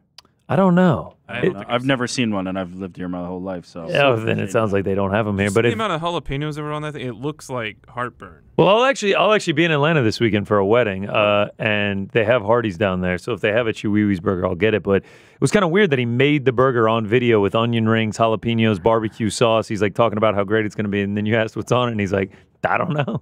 Who do you think was calling him? We have a picture of it. Probably Carl's like, Jr. I think we can actually see it's onion rings, barbecue sauce, jalapeno. Cheese, despite him not liking cheese. Bacon is on there as well. So, like, when he was saying that, I kind of wanted to be like, Raul, like, you gotta, please don't say you don't like it. Like, you know what I mean? I kind of want him to do the beep, beep, beep, because I figured that's his burger, right? Yeah, I think that is his Like, how do you come up with a Chihuihui's burger not endorsed by the Chihuihui's man himself? Yeah. I think it's so spicy that you say Chihuihuis. Like he's making it with such gusto here. Yeah, look at him placing each individual bacon slice. He's got on the there. shirt. He's got the hat. Yeah, I was gonna say. That looks like American cheese there. The picture different on the picture looked like either white American or Swiss. Yeah, that's white right there. Pepper jack maybe. Oh yeah, you're right. Yeah. How do you feel about the onion rings? Solid. In the burger. Yeah. It's a bold statement. That feels like I a like lot. It. No, I like it. No, I this like is a it. good burger. That's the only vegetable on that thing. It's fitting for Chihuahua. No, he said tomatoes too, even though he also said he doesn't like tomatoes. Yeah, he's like, I fucking hate the burger, but we're selling it. I mean, by the way, it looks fucking fantastic. That's not why his for phone nothing. kept ringing. It was Carl's Jr. Yeah, calling like, totally. "What are you Yo, doing?" man. Yeah, it was Carl Yeah, it was Jr. Carl himself. Go to No, it was Wendy's. Big Carl. here. Yeah, it was that- Big Carl. oh, yeah, it it was wasn't actually even from Junior. Carl Sr.. It was Big Carl. Woo! That looks like a great burger. I rip gotta be one. honest. Yeah, I'd rip a couple for sure. The jalapenos. 20 years young, and the guy's got his own burger with Carl's Jr. Like that's blue chip. Blue chip. And he commented on Carl Jr. post about it and was like, man, I used to work there and now I'm sponsored and got my own burger. Ah, he used to work there. I missed that. And it was in the notes, but and then What? I mean, even from Even said it in the interview. yeah, I think I also said it in the pre-show. Yeah, But like by labor laws, like I feel like that could have only been just a couple years ago that he worked there. Don't bring up literally. labor laws. Come on, man. Like 16? Yeah. Like He that's was like fighting 4 at years 8 ago. though. Yeah, by the way, has he talked about that? That he I fought don't at know. 8? I don't know about 8 years old. 8 years old? He's been fighting for a minute. That's my daughter next year. Well, let's Fighting get at it 8? on. Get her it's some time, gloves. Time to get her in the Oh. octagon. Do you know how nonchalantly he spoke about beating up his sister? He's like, "Oh yeah, we used to beat her up." No, she was the oldest. Yeah, that's Scrambles okay. in the kitchen? If you're the youngest, you could beat up on the older sibling, even if she's a For sure. My brother threw She's a me through fighter. a coffee table one Yeah. time, split my head wide open. wow. Had 7 years on me though, so my mom was pissed. Was it a power bomb or was it just like a how did Picked he me up throw by it? the shirt and just threw me. And what were I mean, you we're fighting talking about? age difference was like 9 to 16 at Are that we at lipping that off? point. Like, what did you do to deserve? Yeah, what were you I guys don't fighting know. about? We were fighting about something. I mean, we used to be in the WWE and we had like fake wrestling, but sometimes it would turn into real fights. Oh my gosh. You used to Yeah. be into WWE back then. Oh yeah, yeah, You can tell us that. yeah. Like what era are we talking about? Ruthless aggression, attitude era? See, I wasn't like that into it where I Okay. knew all about like the ruthless aggression. I just knew like the guys. Yeah. Big sexy Kevin Nash. Oh, this is pre Yeah. attitude. Yeah. Was he big sexy or was he Big Daddy Cool? And by the way, Was Big Sexy ever a nickname for him? yes, Yeah, but yeah. but Yeah, this it is was but Big this is, Sexy Kevin Nash. but you're an Atlanta boy, so were you more WCW? Or should I say WCW? Man, they just sat my dumb ass down in front of it when I was like 5 or 6. Were you watching at 6:05 on TBS? See, I can't remember any of this. Because you know it always started at 05. But The 605 is that Undertaker Thunder? too. What is that? The Undertaker Yeah, was yeah. my favorite. Saturday nights. My nickname between the brother wrestling was the Intimidator, and my signature move was I would just kick my brothers in the nuts because I was so much smaller than No them. wonder you got thrown. Dirty. to a Yeah, coffee I- table. Yeah, I would've was the thrown your ass dirtiest. through a I mean, table, dude, too. what? I was like 6, 7. They're like 13, 15. Why did TBS always start at 05? Does anyone know that? It always would be 05 and 35. Yeah, I don't know. Did you why. guys know that? 05's a real baseball move. Well, that's because they were on TBS. Huh? It's because WTBS is a cable channel owned by Ted Turner. He took over Shout the business. Shout out to And Turner, when Atlanta Turner- legend. Yeah. One of the many inspirations, Turner time, was the practice of starting WTBS programming at 05 at 35. Why? For the simple reason did that go through or no? No, but it just looked funny. Whatever. For the simple reason that once you started watching something on WTBS, it would be darn difficult to switch easily to another channel or programming. Once something on WTBS was over, the program on the other channels had already begun. So why not just keep it tuned to WTBS? Right, because you're not starting at the o'clock that the other programs would. Smart. I like it. Yeah, they Never knows worked what's that up. way, but smart. They still do it. They still do it. Shout out. So like Nitro and all that would always be at 05. TBS. Actually, I think it might have been only a TBS thing, not a TNT thing. So it would have been Thunder No, on TNT Wednesday. was like even weirder. It would be like 03. There was like weird. There was weird shit that would Georgians. happen there. Yeah, and by the way, when I say Georgians, I mean like people from Atlanta, not the other Georgians. Right. I don't want We- that we smoke. can offend those. We can't I don't offend want those. that. I don't want no Tbilisi smoke. Tbilisi, but- Yeah. You're about to get the smoke now. Anything else, or are we good? Are we I good? feel like we're good, man. 3:30 hard. I mean, We do have another show coming up. We'll have Eddie Hearn. Oh, see, I always. Wow, look at that! That was amazing. That was incredible. Why does it always feel like I'm ready to go home and then you hit me? Because you forget. I do forget. Literally forget. Why does it feel like I've forgotten something and you're reminding me? I don't know. Maybe because you fucking forgot. Can we see that again? That was amazing. Wow. Who's responsible for this? That's way better than the on the nose one that always is like, you know? Anyways, what do we got? Thanks. I'm All just that saying. hard Jonah work. Friedman writes, Yes? one countdown has began.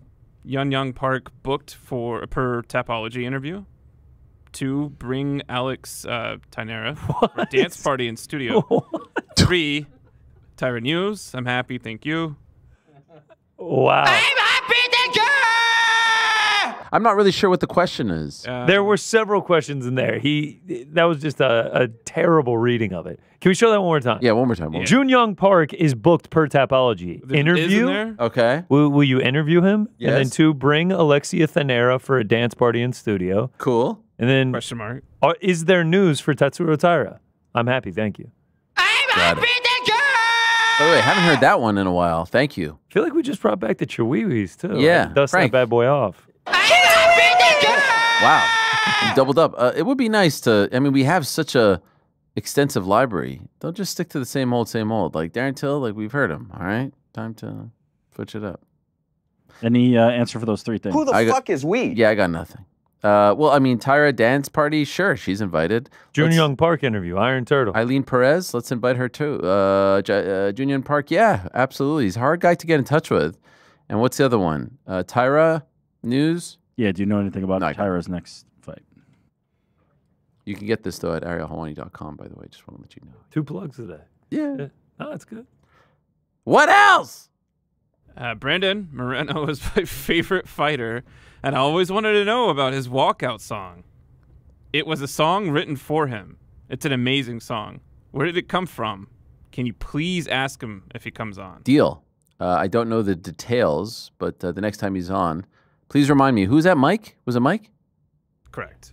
Yeah, Mike. Mike D specifically. Hit us up again, this time for like, and if it's a second time, it has to be for like 25 or up, just for the record. And then we'll be sure to remember. What else? This is Wade Maligan writes, quiet one for New York Rick. Have you been following the times of Australian sprinting phenom Gout? Looks good for LA 28. Oh, yeah, of course. I mean, he's talking about all the Usain Bolt comparisons. Maybe, maybe one of our own is about to do some big things on the big stage. So shout out to the gout sufferers out there and Gout the legend himself. He's one of our own. He actually just went sub 20 in the 200 meter. Is that true? Yeah. They're literally comparing him to Usain Bolt. Gout is about to be the man. Legend. Oh, yeah, I'll be there. Will you guys be there? We're there. If Gout's there, I'm there. Hopefully. So will Wyatt Hendrickson. What else? That's all she wrote. Oh, all right. Usually before the last one you say, and the last one, so I don't have to say that and it gets all awkward. Okay. We do have a show coming up in about 90 minutes. I was saying Eddie Hearn, Big Frank Warren, that is, Darren Barker, and Jim Lampley joining us to remember the life of the late, great George Foreman. Tomorrow's program. You ready for this, my friends? Tomorrow on the program, we've got the artist formerly known as Baron Corbin, formerly of WWE, the legend known as Norma Dumont, the absolute stud known as Charles Dubronx Oliveira, and joining us in studio for what I do believe is his first interview since UFC 313, Poatan himself, Alex Pereira, and the legend Plinio Cruz in studio. That's tomorrow on the program. You remember when we started like, oh, you may not have enough guests to book. Oh, there aren't enough people. Ew, you burned too many bridges. Ew, running out of gas. What do you say now? When you read comments, is that the voice that you give them in your mind? We haven't heard you break that one out in a while. Yeah. Listen. Jordan, I don't think has ever heard it before. He's like, what is this? Just when you think you have all the answers, I changed the questions. Daddy-o. Thank you very much to our guests today, Raul Rosas, Steve Erceg, Vadim, and David Taylor. Thanks so much to them. Thanks to you. Back later today. Peace. I'm out of here.